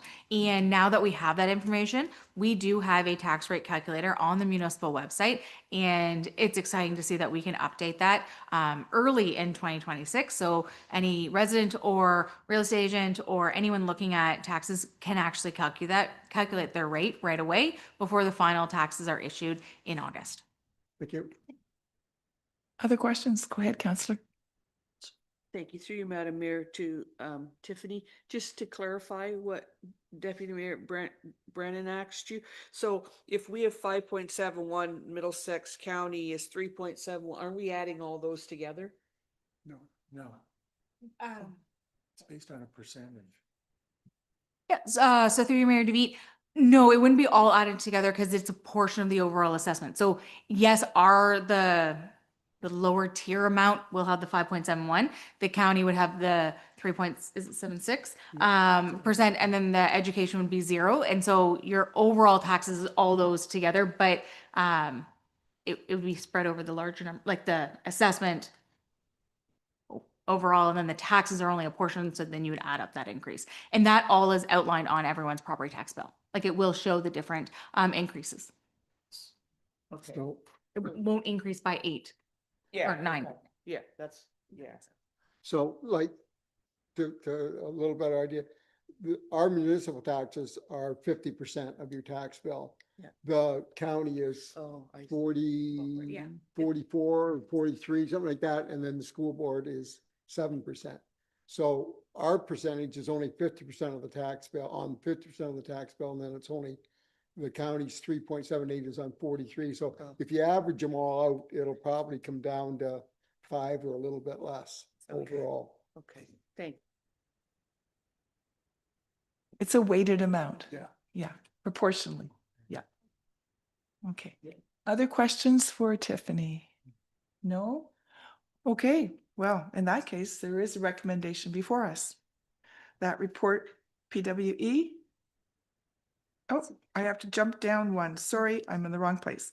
That report CPS 66, 2025 regarding the 2026 mayor's budget be received for information, and that the council forward the bylaw 2025 number 99 to adopt the current budgetary estimates for the year 2026, the consideration of bylaw section of the agenda for adoption, and further that council forward bylaw 2025 number 100 to establish a levy for the year 2026 to adopt tax rates for 2026 and to provide for penalty and interest in default of payment and collection thereof to the consideration of bylaws section of the agenda for adoption.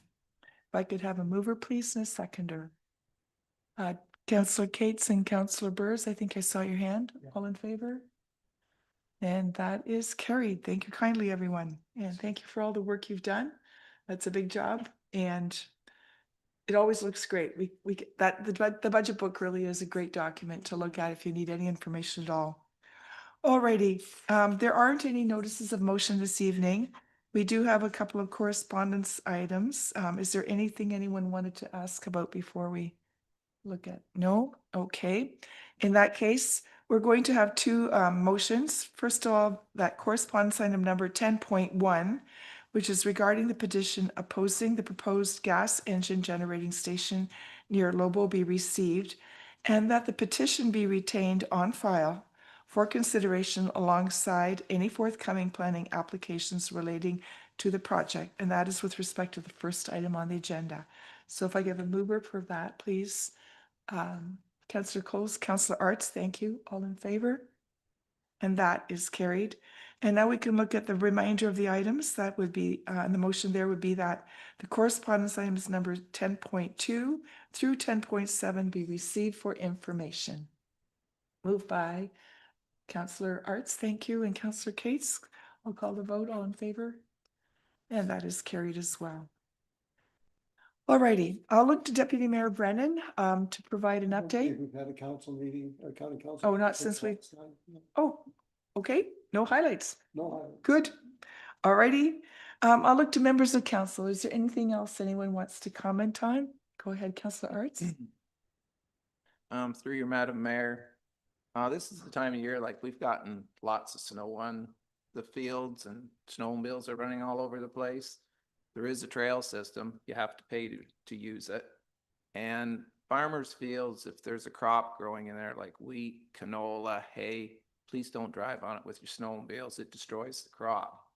And I realize most people, if you weren't raised on a farm, you've got no idea.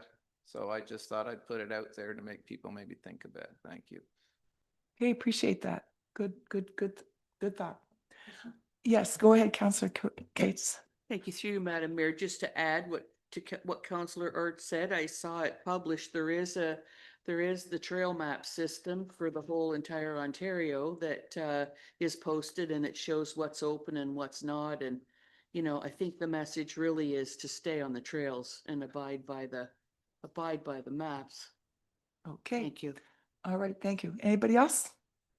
I don't see any. So, in that case, the next item on our agenda is the closed session, and we need to go into that so that the motion before us is that the Council for the Municipality of Middlesex Centre adjourn to closed session at 7:47 p.m. pursuant to section 239(2) of the Municipal Act 2001 as amended, to discuss the following items. One item pursuant to section 239(2)F regarding advice that is subject to solicitor-client privilege, including communications necessary for that purpose, and development matter word regarding development matter ward 4. So that's, yeah, mover and second, Councillor Shipley, please. And Councillor Case, thank you, please. And we will call the vote. And that is carried. So we'll just wait a few minutes. Yep, everybody can